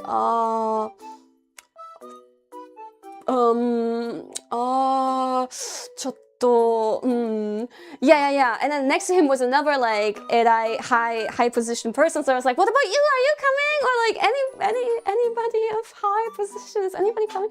And he's also like, and I'm like, ma, well, I mean, even if you didn't have a plan so far, it would be nice if somebody came. Doesn't have to be Yago necessarily, but somebody please, yay, see you in LA, bye-bye. And so I put some pressure there. Didn't seem like they had any plans so far. Now, I was surprised. At the end of day 2, someone very, very high up there. I don't know if you guys ever, like, I will not mention the name or anything. I don't even know the official position, but someone very high up there, like probably level of Yago, was there. And I was like, what? And this person even gave me my album. I didn't have my album yet. This person brought me my album. Was like, here, I don't know if you have it yet, please, dozo. I was like, oh my god, thank you so much. And then even after that, there was a moment after the concert where backstage, all of the like big people, decision makers and big people, they came into our room and we were like, oh, we said like thank you to them, and they made like a little speech towards us, and they gave us the cake as a surprise. And there was that super wow sugoi person, and there was another pretty sugoi person that I didn't even know was there either. And so yeah, there were some sugoi people, actually. They made it. Some sugoi people, no Yago, but some executives, yeah, I don't know, some big people. And I'm glad, because I think they needed to see that. Maybe I don't think those, even though they're so high up, they're probably not the ones making the decision that Kiara one day will get another solo live one day. But I do think it is important that somebody higher up gets to see it in person, because it's very different than just watching from home. So ありがとうございました。なんか結局偉い人が来てくれてめっちゃびっくりしました。まさか来るとあれから思えませんでしたね。ヤゴさんに声かけてから、圧かけてから。でも結局かなり偉い人たちが来てくれて見てもらえて嬉しかったです。Yeah, and so, yeah, oh yeah, let me get the album really quickly. Maybe I have a signed one. Could it be? I still have my mic, I don't have to scream, you guys can hear me easily, right? Here, I have 2 copies. I haven't unpacked my luggage yet. Ashmovi, you didn't have to leave? Well, okay. She was like sleeping next to me. Okay, here we are. You can't see it, but it's 2 Vogelfrei copies. Could I potentially have a signed one? I don't even know if it's like from the same batch or if they produce this differently. Like, if there's... never mind. It says Mihon. I think I can't have a signed one. I think that this says like it's like a what's Mihon in it's like a sample. Yeah, I can't have it, but I'm gonna open it now for the first time, regardless. 初めて自分のアルバム開けます。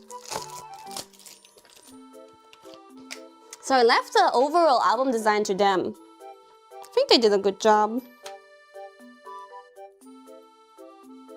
Hopefully no typos. Yeah, okay.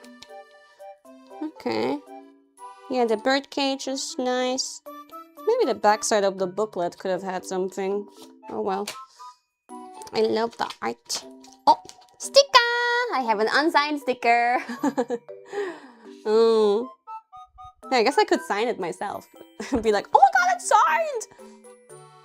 And then there's the lyrics. Yippee! Yeah, なるほどね.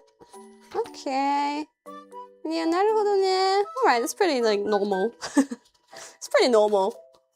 It's pretty normal. Well, I have 2 copies. One of them, maybe I'll give to my mommy. Yep. So, Vogelfrei, if you want one of those, go to the hololive official shop and get yourself a copy. Pre-order is pretty long now, so all the way up until June.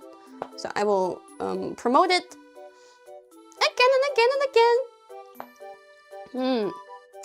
But yeah, thank you all so much. This is my yapping for now. I still have more tangents. I have plenty of tangents. But tomorrow we're gonna play Arknight's Enfield. I got a poll for Rossi.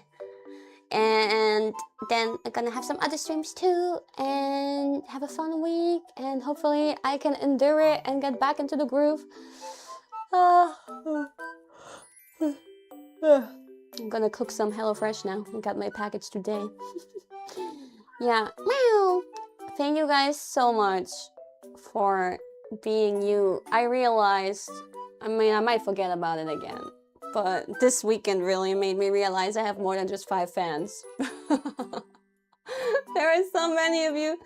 I didn't think so many of you would leave their homes to come to the concert. I was very blessed to have this opportunity, and I hope it won't be the last one, because one day I really want to look at the audience and really want to confidently say, these people are all there for me. So that might take a long time until we get there, but so many of you guys have been there since the beginning. It feels like you guys are here to stay for the long run. Am I wrong? Or am I right? So I hope you guys can stay a little bit longer, quite a bit longer potentially. I don't know. I'm sure it won't be anytime soon. And I was always the one advocating and hoping that people who didn't have a solo live yet should get one. Ideally before people get a second or a third and so on. So I will be patient now. I'm like, I shouldn't even be getting a second one. Give those other girlies their first chance, and then maybe we can eventually circle back to me. But I may seem eternal because I'm a phoenix,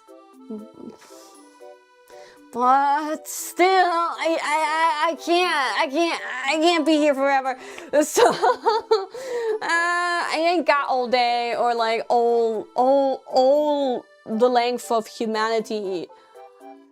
I ain't got that in me, I think.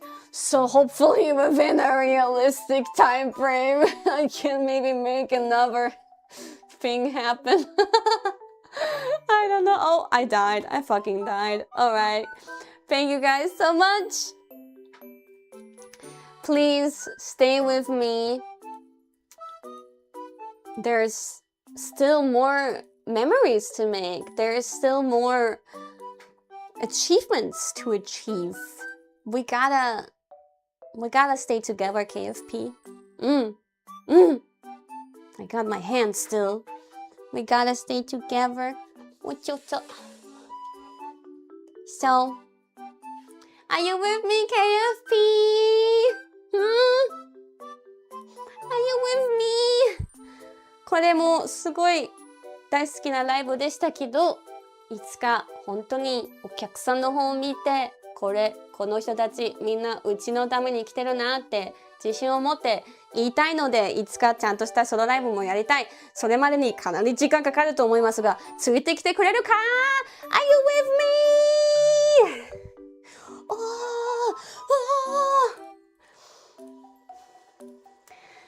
Thank you. ありがとうございます。Thank you so much for all your love and support. I am gonna continue bathing in this love for the next weeks and months. I will shove it into people's faces. I'm also planning to do like a little watch party with my friends, IRL, because they haven't, most of them haven't seen it yet, because it was like middle of the night for them, and I told them, well, if you're gonna watch it, we could just watch it together. I'm gonna shove it in their faces. So ですね。これから、did Mama Tori watch it? Yes, she did. She says it was really amazing. I need to hear more. Like, she was just probably too lazy to type some more input on WhatsApp, but I need to verbally hear some more praise eventually. But yeah, ありがとうございました。今日見てくれていっぱい脱線しましたし、いっぱい語りましたけど、また明日から普通の配信にやっていきます。I'm gonna be streaming some normal streams coming from tomorrow. So, I'll see you there. I'll do my best with the Polaroids. I'm gonna finish the previous ones within this week. I promise. And what was I gonna say? I forgot, but sorry. I was just trying to get close to you. Thank you for sending in your Polaroid request this time. Yay! Yay! Thank you so much. How much do we have?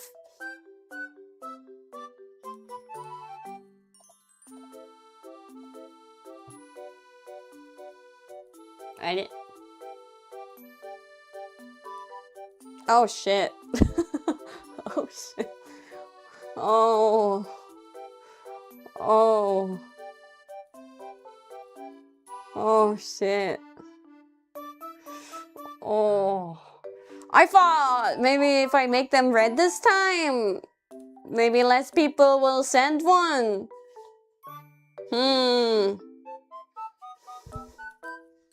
Oops.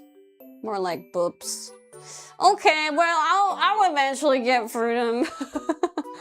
I'll eventually, don't worry, I'm not gonna leave you hanging.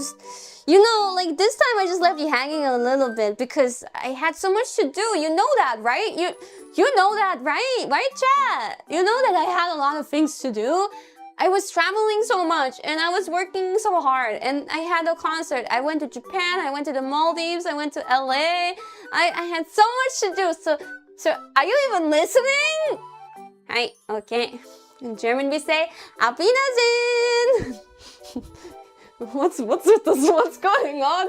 Oh, I think I have some technical problems. All right, time to go. Time to go. Time to go. Wee. Yeah, bye.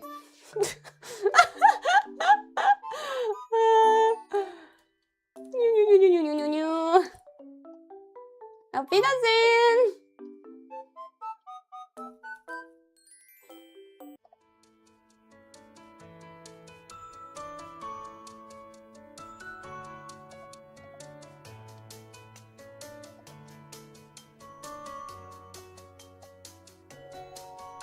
I'm so hungry.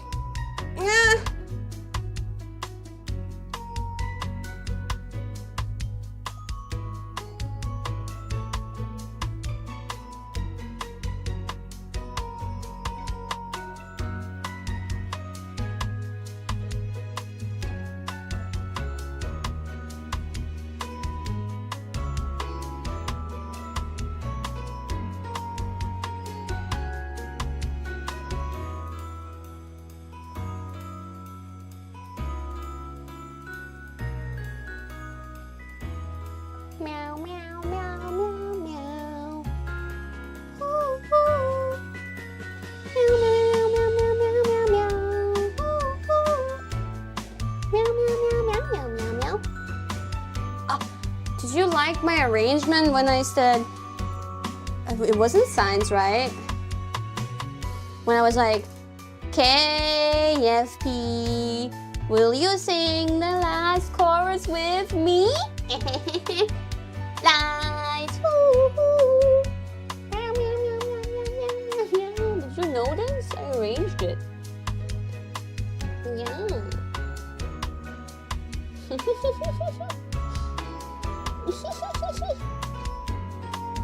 Yeah, crowd interaction. I'm a professional at that. I majored in that.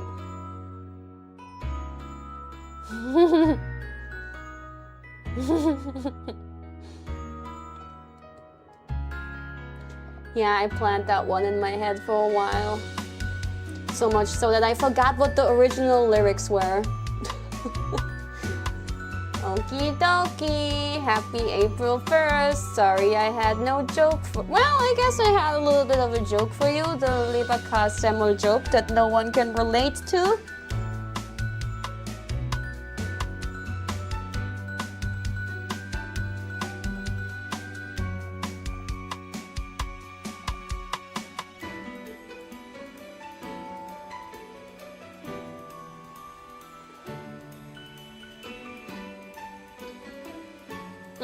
I see.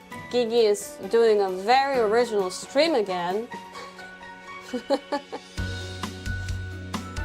Very unique. We should rate that. Do you want to watch paint dry, guys? Would you like to watch paint dry? It's orange paint. It is orange paint. Hell yeah.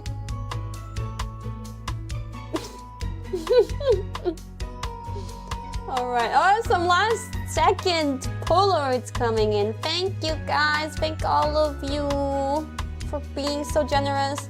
I do want to try reading those publicly if it looks realistic. Bye bye!